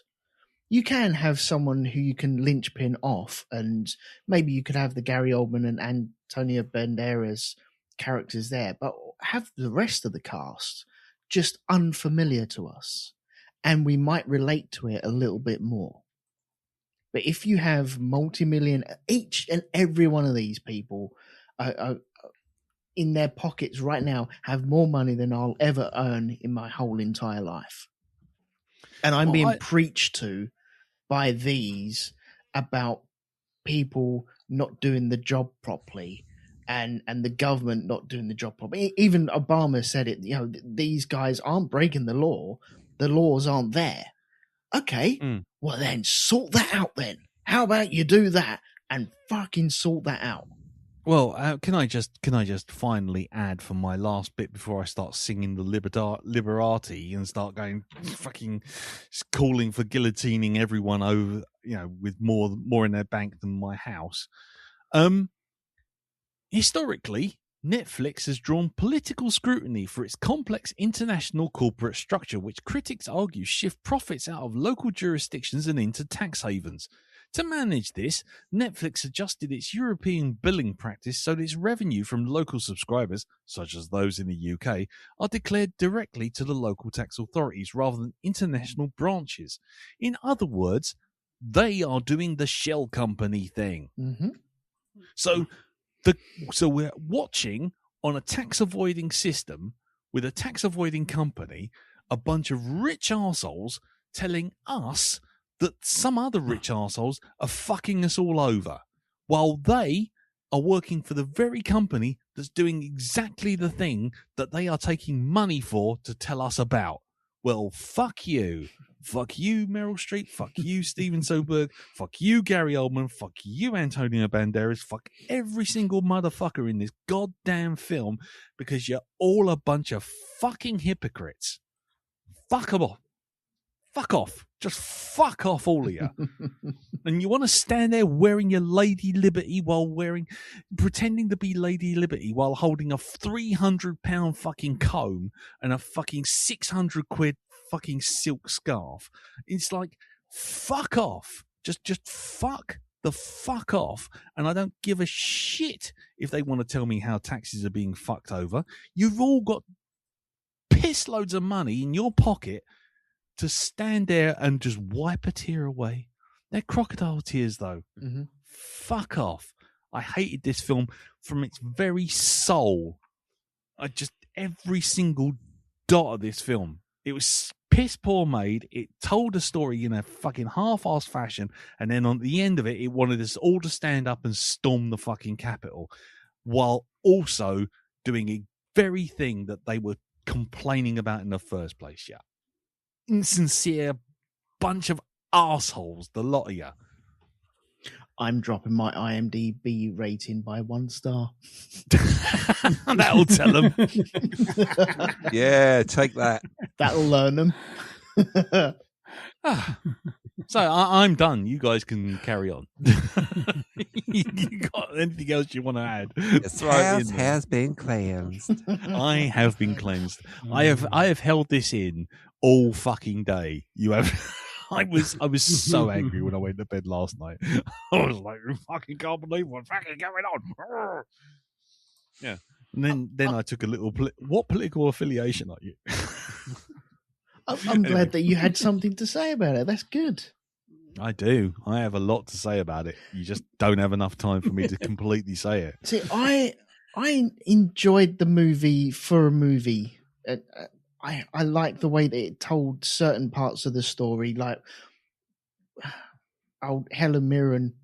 Sorry, not Helen Mirren. Meryl Streep. Meryl Streep.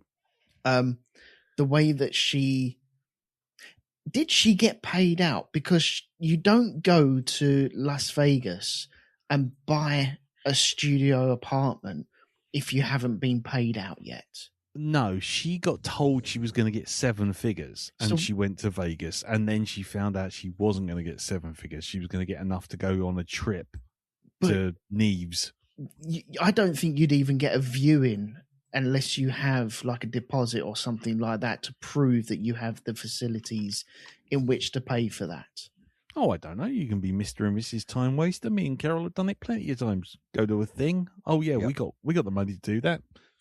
What, multi-million pound apartments? You didn't see where we nearly had our wedding. Oh, okay. Right.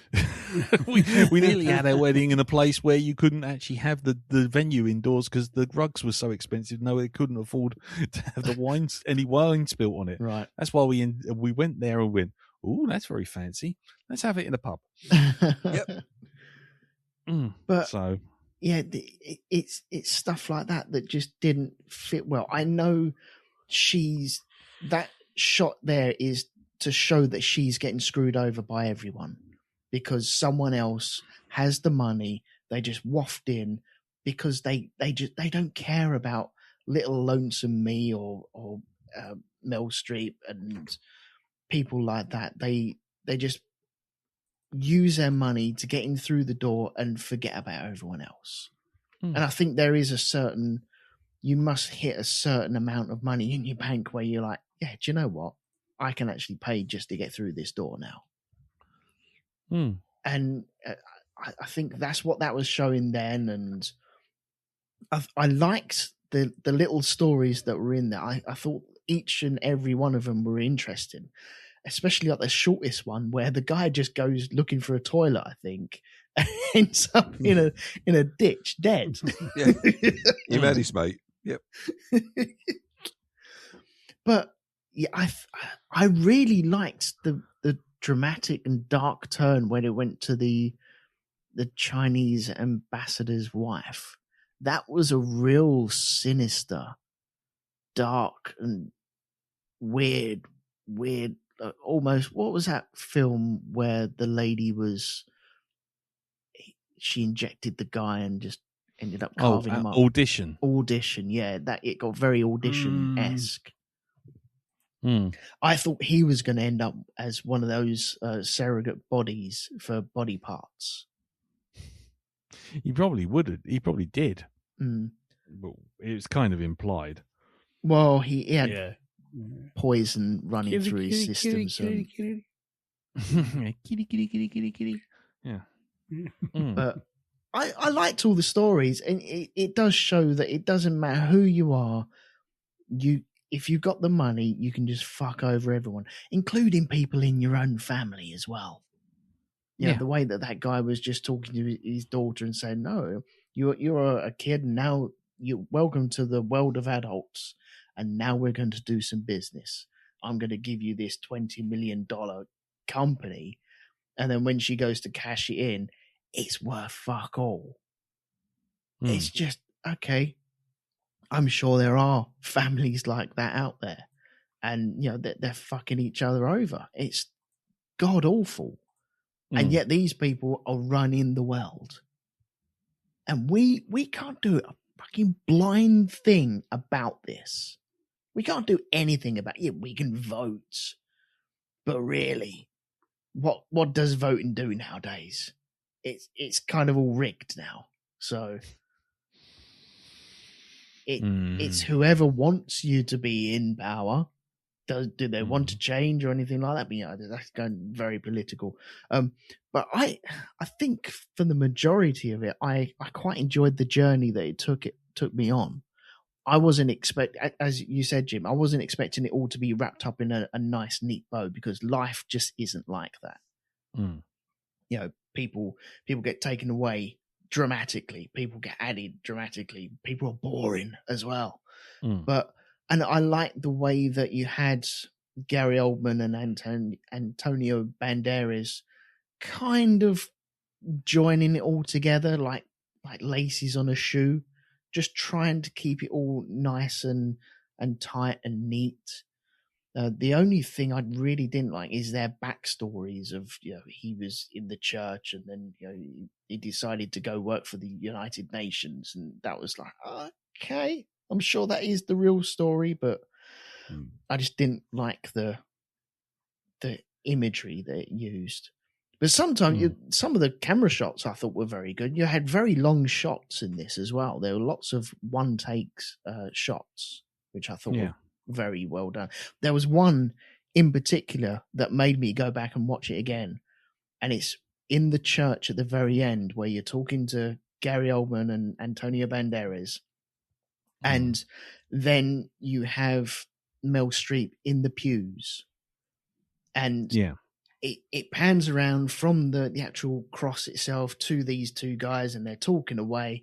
She's not in the pews, and where their body position, and then all of a sudden she's probably like ducked down. I understand how these things work, but it was just a nice little, where did she come from? Did she walk in? And I was watching the door, and she didn't walk in through the door, and then all of a sudden she was there. And I thought it was just really well choreographed. And I think there was quite a few of them shots like that. Yeah. Say what you like about Soderbergh. I mean, even in his worst moments like this film, he's a very good filmmaker. It's just, well, whether or not you like that film. Mm-hmm. I mean, the last one I saw of his, Black Bag, was very good, I thought. But I was hoping to bring that up for this film for this week, but it's not available on anywhere unless you pay through the nose for Apple. So what's that, Black Bag? I don't think I've ever heard of that.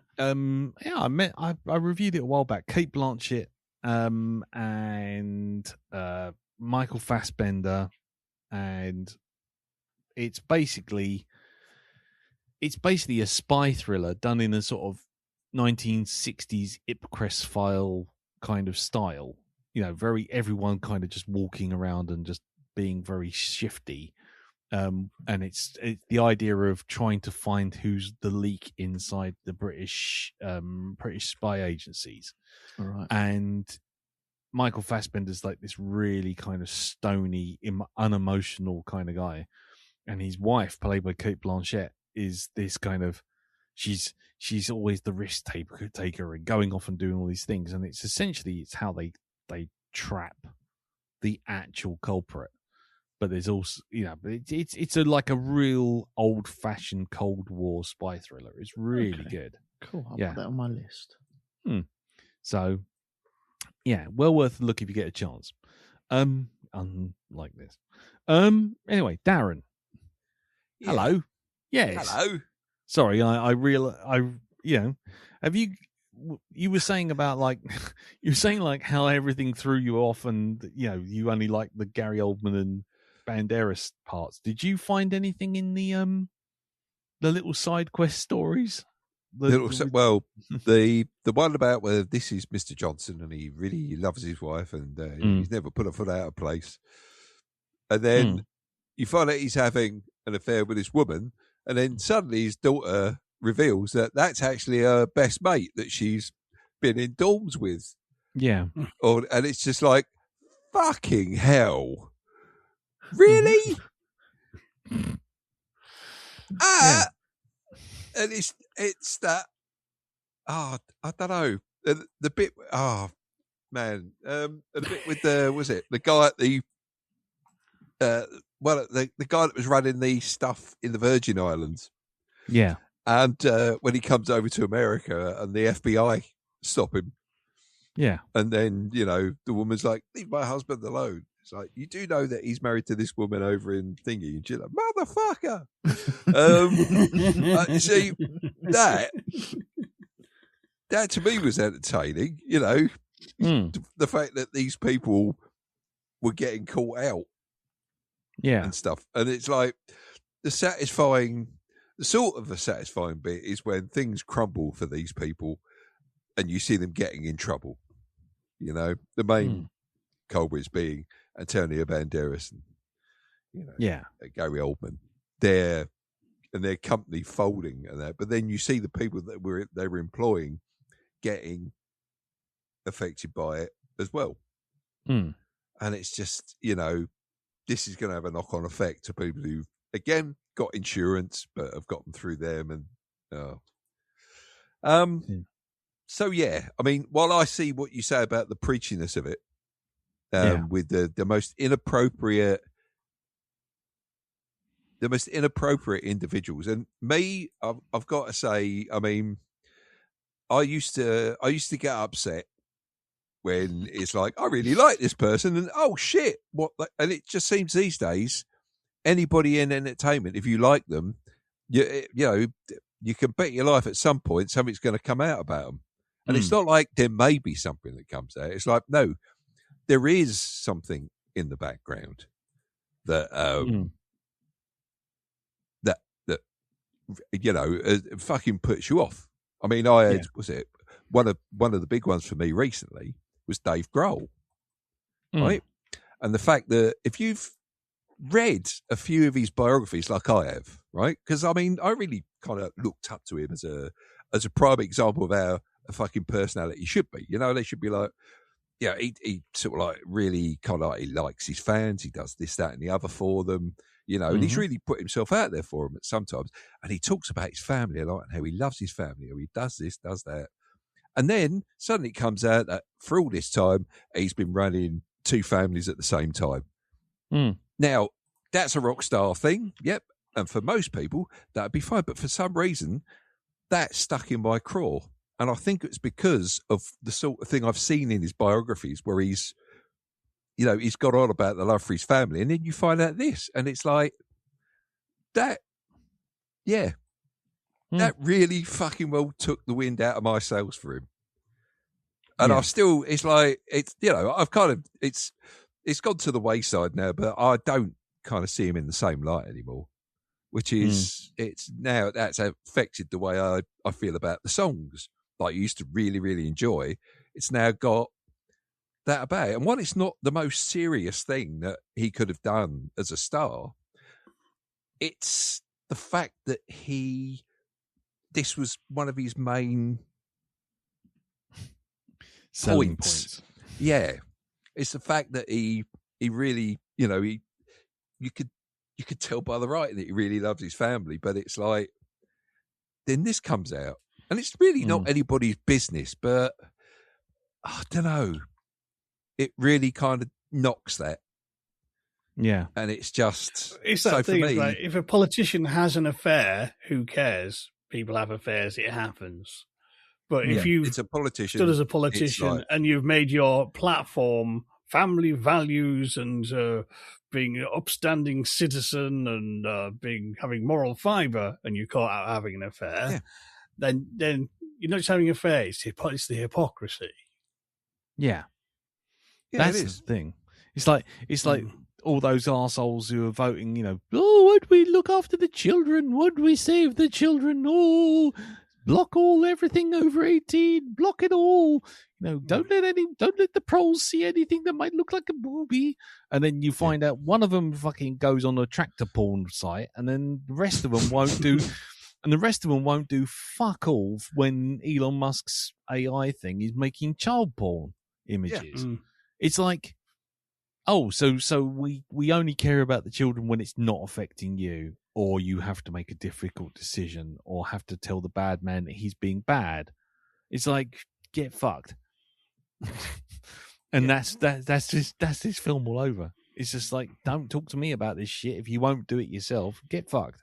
Go fuck yourself. So I think that is a perfect. The film fits in with just entertainment individuals. Anybody that's up there is right in the forefront. You know, it's like Reese says to me, "See, you shouldn't look up to these people." And he goes, "I learned my lesson a while ago." I'm like, "Yeah, I can see where you're coming from on this. I really can." Mm-hmm. Yeah, and that is, as you say, that is the whole thing with the people like that preaching this. Yeah. You know, I can totally understand where you're coming from, and it is hypocritical. You know, I know. Look, I'm pretty sure not everybody's his biggest fan, but the stuff that Ricky Gervais went on about the Oscar ceremony, as much as that was for comedy, that wasn't for comedy. He made a lot of points there about, you know, oh, don't make your fucking speeches. You know, just get on, get your prize and fuck off. And it really is a big hypocrisy. So yeah, maybe some unknown actors. But which millionaire do you follow then? Do you follow the Ricky Gervais side thing? Because, you know, he's quite minted as well. Or does it come down to money, or do we trust anyone with money, or what? I think it's somebody who hasn't got any illusions about who or what they are. You know?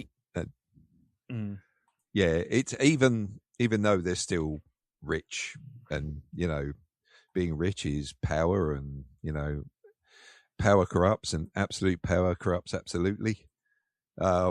He's back to his Werner Herzog again.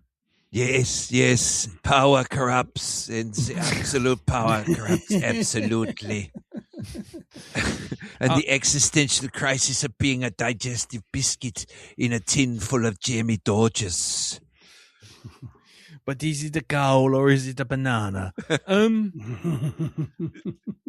mean, you have some bananas. Look at the party hat, how sad it looks on that big donkey over there. Yes. I'm not quite sure where I was going with that, but I think you know what I mean. Sad donkey is sad. He sees the fertility of wearing a party hat. I mean, just to answer your question about which millionaires do you follow, none of them. I don't know why anyone has to tie their mask to any of these cunts. I mean, it's like, no.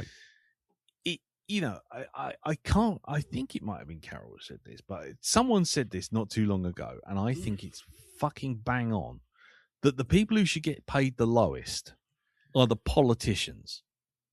Yeah. Because if they're not getting paid shit tons, and they do these things, they're doing them because they want to make the world better, not because they're getting a fat fucking check off the back of it. When it comes to billionaires and all that kind of shit, they're billionaires because they're arseholes who got in control of something that's making them money without doing any work. If I did no work and someone paid me £1,000 a minute, I wouldn't do shit all. And I'm sure I'd be an absolutely appalling person to live with. You know what? Recent events just prove exactly what you say there. Because, you know, after the recent local elections, at least 2 or 3 Reform councillors resigned because they realised that they weren't getting paid for the role. And that's documented out there.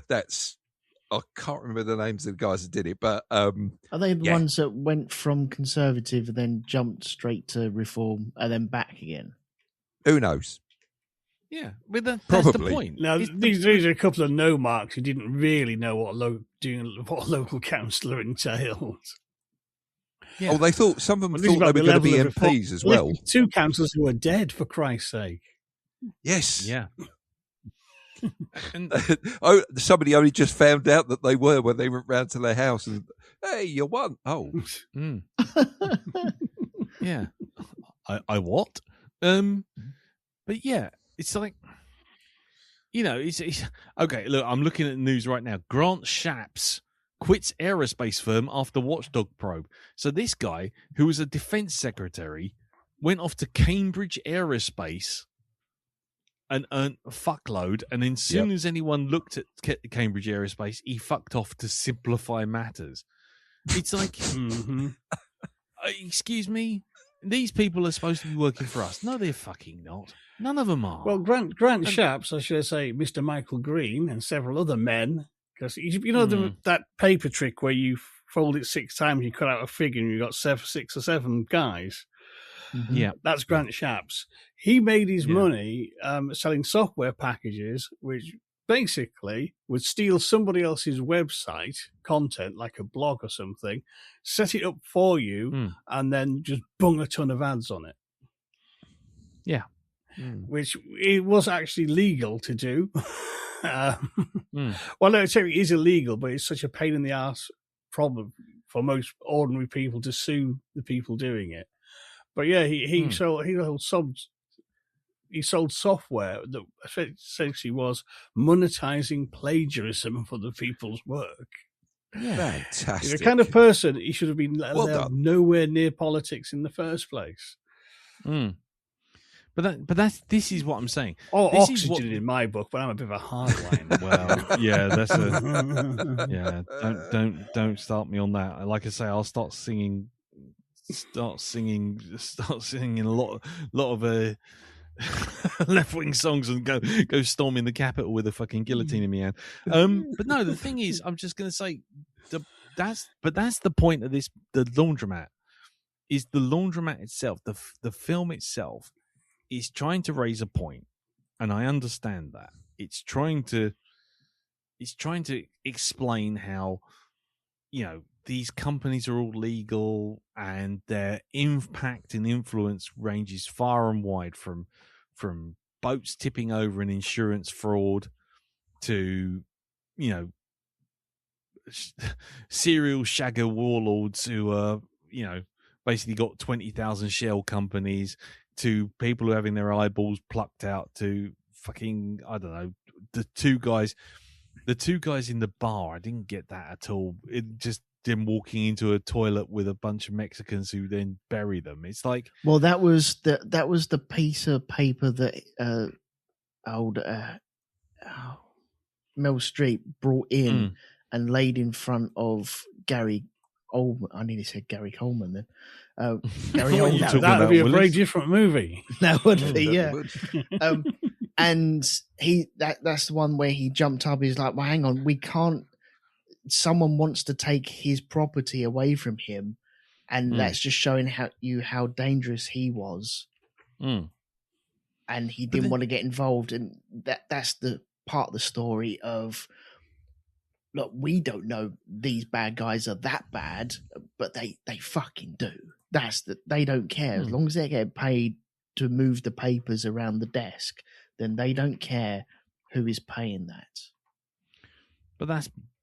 But isn't that kind of, doesn't that kind of illustrate perfectly the film's inability to tell a story solidly? I think so, yeah. But then again, he did say, well, look, a banker sent him to a, oh God, I'm losing all my words, a solicitor, and then the solicitor sent him to us. So, who's the bad guy there? That's what they're trying to say, is who's the real bad guy here? Is it the bad guy, or the bad guy's banker, or the bad guy's solicitor, or us? Because it can't be us. Yeah. But is that a compelling story? Is that an interesting story, though? I don't know if it's just saying that everyone's a cunt. That's all it is. And they are. That's the truth of it. As long as you're getting paid, you don't care. That's all it boils down to. I had discussions with certain people about like recycling. And I said, look, we are doing this recycling. Where does that go? And the person I was speaking to said, I don't know. I don't care. We've got the piece of paper that says that we did our job. And I was like, okay, that's the way of the world, isn't it? Because it doesn't matter. That's a similar sort of thing, because then that would just get sent over to China to burn. Yeah. It's not being recycled, but you've got a piece of paper saying that you've recycled this correctly. So you've done your bit. Yeah. Which it's all fucking bollocks. And this world needs ripping up and starting all over again sometimes, I think. Rip it up and start again. Blancmange. Anyway, Blancmange. yes. Yeah. Orange juice. I think. Was it Orange juice. Mm-hmm. Yeah, Jim's right. Jim's right. Yes, Edwin Collins. That's it. Yes. Right. I have to say I risk just rolling over the same thing again and again. So, Jim, have you got anything further you'd like to add about the story? Anything that stood out to you, wanted to bring up? Well, it's one of those things. I actually, as I said in my spoiler-free review, when I was actually watching the movie, I was quite enjoying, as Ellen said, going along for the ride. It's, but it's kind of like you're on a magical mystery tour. And this is interesting. Oh, this is really interesting. Oh, that's interesting. And you end up in a tatty gift shop. Somehow we missed the main attraction. What happened? And it's a film kind of pound shop down the road. So individually, I like all these little stories and little scenes, but when you get to the end, you realise none of them connect. It's kind of we need to get that sample from Burn After Reading of J.K. Simmons. So what have we learned? Nothing. Yes. You know, it's kind of the old well-worn phrase, you know, it gums where it should bite applies here. Yeah. Yeah. You know what I mean? It wanted to be this savage, you know, satirical takedown, but it doesn't achieve it. It's like being savaged by a dead sheep. It's just kind of... and it can't resist doing a... Meryl Streep doing the Lady Liberty is kind of... No, it's that kind of bullshit that gets us into this trouble in the first place. Yeah. That fucking tub-thumping, flag-waving... That's... You're calling on the wrong spirits here if you want this sorted out. Because, you know what I mean... That sort of thing leads to fucking deference and cap doffing and letting the rich get away with murder, which is how this all starts in the first place. The fact is they've got more money than they know what to do with, but they still have to try and weasel out of their taxes. Yeah. When they could pay the taxes and it wouldn't make a blind bit of difference to them. Yeah. You know what I mean? You know, and unfortunately, the way the world's going, we're actually this film it is really badly gumming where it bites, because it isn't just the fact that these people are avoiding taxes. I mean, that's just part of it. It's kind of, when you've got all the money there is, and then you can avoid your taxes. The next step is what can I get which nobody else has, and that, dear friends, is control, which is why a lot of these rich arseholes are funding kind of technologies like AI, which is going to impoverish vast amounts of society. It'll encourage societal breakdown because they're so ignorant, they think they're going to live like feudal lords. They didn't realise what happened to little feudal lords was peasants came along and shoved a pitchfork up their fucking arse. Yep. You know what I mean? They have this stupid idea of being medieval barons and lording it all over everybody with no laws whatsoever. Kind of that cuts both ways. There's a lot of medieval barons found out fucking toot sweet, matey. Yeah. What's that phrase? Dictators rarely die of natural causes. Exactly. Yeah. Toot sweet. I haven't heard that for a long time. Yeah. Toot sweet. Yep, I'm bringing it back. That and boss and skill. I use boss all the time, Skill, I like that. Yep. That's it. Naff. Boss skill. Yeah. Can we bring back the word leet as well? Leet skills. Leet. Yeah, spell L33T. Yep. And skills SK1 or SKI11Z. LZ. Yeah. Yeah. Exclamation mark Z. Leet skills, man. All your places are belong to us. Yep. Return to crab. Yeah, and all that. Yeah. Anyway, any final thoughts for you, Elton? You want to just drop in? I don't like the way Gary Oldman throws bananas into his basket or into his trolley. He can fuck off if he's doing that. He couldn't work for Tesco's like that. That's disgusting. Shame on him for doing that. That's his retirement plan, didn't you know? That's nice little job. That's to show how evil he is. You see, he earns so much money, he doesn't give a fuck if he's got bruised bananas. Fucking bastard. Does he know how much bananas cost? That's the thing. No, Of course he doesn't. doesn't. No, he doesn't. Because his bananas are free. Yeah, he got them.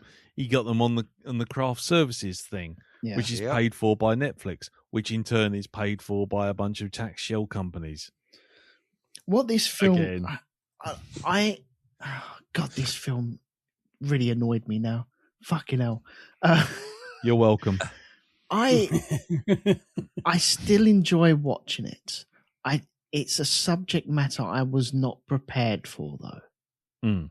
And I'm glad. I'm glad we've had this discussion about it and got a few things off our chest about it as well. Mm. I still think there's certain elements to the movie as a movie itself which are really good, but the whole soul of it has just been ripped out and dropped on the floor, and it's just a squishy mush at the moment because it all just feels fucking dirty. Mm-hmm. Yeah, it all just feels dirty, and then you think, well, are Netflix paying their taxes? No, Are they're not. Amazon paying their taxes? Or is No, anyone fuck paying no. their taxes? Is it just me paying my taxes? Yeah. It I think it's feels just like the it. four of us on this podcast are the only Yeah. ones paying the taxes. Well, yeah, but don't worry. You see, the government are bringing in the electronic tax service now, so you have no excuse not to pay your taxes on a monthly basis digitally from make tax digital. That's their new thing. Mm-hmm. So they're right on getting taxes out of you, whereas Google has paid like 0.2% of taxes on their several billion quid. Mm-hmm. So or Netflix, as I say, putting the tax on the actual subscription fee, so we pay the tax. Well, those rockets aren't going to fly themselves if Bezos has his way of things, does he? So, no, but anyway, it's the game's rigged, but to be preached to by the people who are winning the game and running the game can just fuck off. Yeah, and if they throw their fists up and shout solidarity to you guys from their TV screens towards us, they're just living a totally different life to what we're living. Yeah, I'm sure they're really looking forward to getting up at 6 o'clock in the morning. Yep, tomorrow morning and driving 100 miles to their first job to be like moaned at by clients, and instead of getting up and eating their bowl of muesli with their bananas and going, oh, isn't it such a beautiful day today? Oh, wonder what I should do today. I don't know. Fuckers. Well, I mean, just let's just bring up the fact that Steven Soderbergh, he made that film, but he made it in California, where while making it, he received $10.7 million in California tax credits for making the film in California. Oh. Wonderful. So there you go, But that's totally legal, and that's okay, that bit, because he's making a real message movie about paying your tax and stopping people fucking you over for your tax dollars. Mm-hmm. Yeah, well done. If this film was actually going to have any effect on the way that the tax and big businesses work, do you honestly think this film would have been made? Yeah, because the thing is, most people won't want to watch it. Because I tell you what, you look at the fucking top line of Netflix. I tell you what, the top line of Netflix tells you how dumb this fucking country is. But in fact, what I'm saying is, if it honestly had an effect, if this sort of a media had an effect on the film industry, in the tax business, politicians, anything like that, if it had any slight effect on that, I don't think it would have been put into production. Well, okay, here we go. Right? The top 10 on Netflix. So this is watched by the great British public, yeah? At number 10 is Ronda Rousey versus Gina Carano, right? That's number 10. Just to let you know, that's 3 hours long. The fight was 15 seconds. Yep. But to get on number 10, that means people have had to watch it. So that means that there are idiots who, knowing it was only 15 seconds, watched 3 hours of that bollocks. Then we've got remake of Man on Fire, which is a TV show version. Then you've got At Home with the Furies, because you know what? That's really interesting to watch Tyson Fury wandering around his house. Then hang on, don't worry, because it's getting better. Then we've got The Roast of Kevin Hart. Ugh. Unfunny man gets roasted by unfunny people telling him unfunny jokes that just basically come down to extended versions of Yo Mama. Hey, Kevin, you're really short. Yeah, you're fucking short. You haven't got any acting ability. Ha ha ha ha ha. Pay me $1 million. I remember when Kevin was knee high. He still is knee high, motherfucker. Yeah. The next one. Should I marry a murderer? And Answer is no. Move on. Yeah. Next one. Worst ex ever. Relationship veers off course all the time, but these take dark, destructive turns. These stories tell the tales of the worst exes ever. This is what I'm saying. Murder Suspect is the next one, and then right at the top is Legends, which is actually a drama series about customs officers in the 1980s. So there's one drama show, 5 reality TV shows, something about Kevin Hart, which only people who give a shit about Kevin Hart, and I think you can count those on one hand, and basically a 3-hour thing about a UFC fight between 2 women that lasted precisely 15 seconds. That is what you're dealing with. So when you tell me, would it make a difference? No. Even if you've played the fucking thing 60 feet high on the wall and shouted it across London in fucking stereo surround sound Dolby fucking Atmos into everyone's house, no one would give a shit, because ultimately people don't care. Mm-hmm. Okay. And that's the depressing thing to realize. Yeah, you just made me feel gives even a better. fuck. So basically, people will watch this film and see Meryl Streep in a fucking silk dress and fucking going Viva la Revolution while taking a big old fucking fat paycheck, which she's probably paying minimal tax on, while making a film that got $10 million worth of tax credits because it was made in California for a company that does shell actions with its tax affairs. And because it's Meryl Streep telling them, Americans probably stand up and go, woo, yeah, woo, fucking yeah, woo, yeah, you go get them, girl. And we'll do the next fucking thing that comes into their heads, which is nothing to do with this story. So everyone gets to feel good about it, but nobody has to do anything about it. Absolute bollocks from start to finish. Morally corrupt and fucking hypocritical in the absolute extreme. I hate this film so much. I hate you for making me hate this film so much now. You're fucking welcome. Have we all turned? I think we've slowly Fuck turned. you and Dave Grohl. Fuck you both.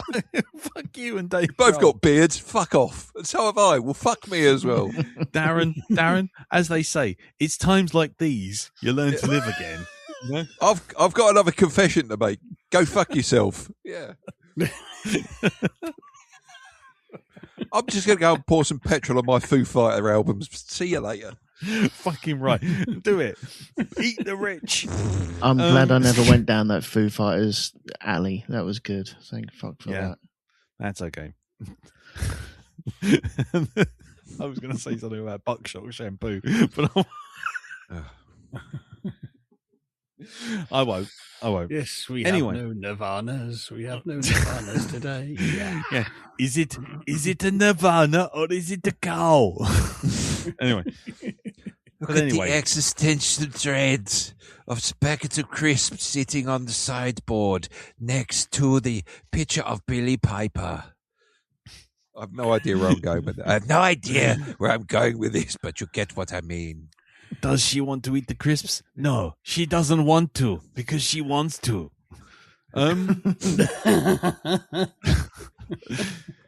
Right, I think we'll leave it there. If anybody else has seen this insufferable, smug pile of fucking self-indulgent, hypocritical bollocks and wanted to comment on it, then by all means, send it into the feedback channels, which is feedback@blackdogpodcast.com, or jump onto the Facebook group, which is facebook.com/group/the Black Dog Podcast, or hit me up on Blue Sky, which I am now back and running on, which is cartoonbeardy.bsky.social.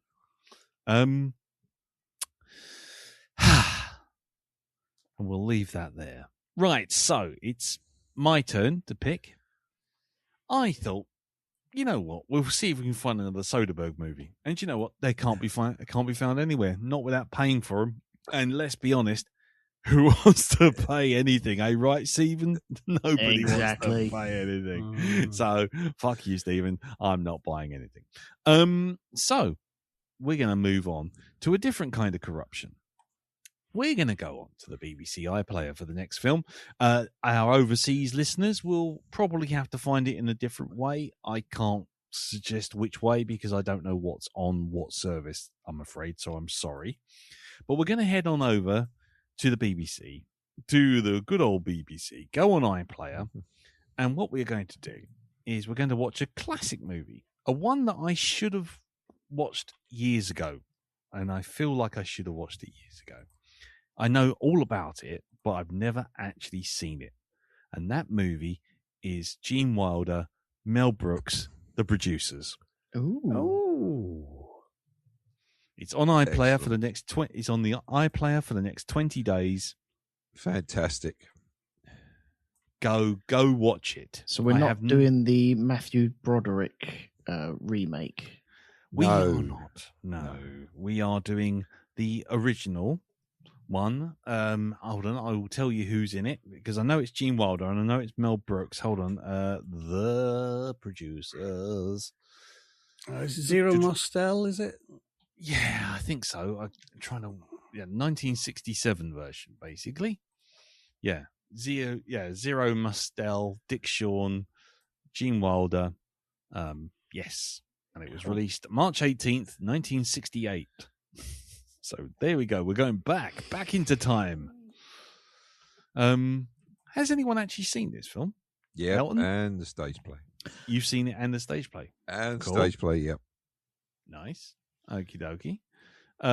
Elton, have you seen this? No, I know of it, and it's been on my list to watch along with many other movies as well, but I just haven't got around to it, so I'm looking forward to this. Okay, cool. Jim, have you seen it? I have. I've not seen it for a good few years, actually. So I'm looking forward to going back. Nice. We've had a little bit of a Mel Brooks revival lately. We watched Young Frankenstein, Blazing Saddles, and High Anxiety in the last few months. Anxiety. So doing the producer sort of fits on nicely with our sort of very loose Mel Brooks season we've been having a Shade Moon. Nice. Fantastic. Well, like I say, to my eternal shame, I have seen History of the World. I've seen Young Frankenstein, which is one of my favorite films of all time. Blazing Saddles, which is not far behind it. And Spaceballs, which I don't really like. And this is the one that's actually missing. So I like I say, I know enough of it, but I have never actually seen it. So I'm looking forward to watching it, to be honest. So there you go. So, ladies and gentlemen, we are going to watch 1967 Mel Brooks, The Producers. It's on, for you in the UK, it's on iPlayer, and it will be for the next 20 days. So until sometime mid-June. And for the rest of you in the overseas, I think, I'm not entirely sure, but I think it's on Amazon Prime. So there you go. Right, we will leave it there. So when we come back, we'll be doing that. So let's go over to Pimp's Corner. Jim, what's happening? Yes, this week I just released a reading of a story by Bram Stoker called The Judge's House, which is very frightening.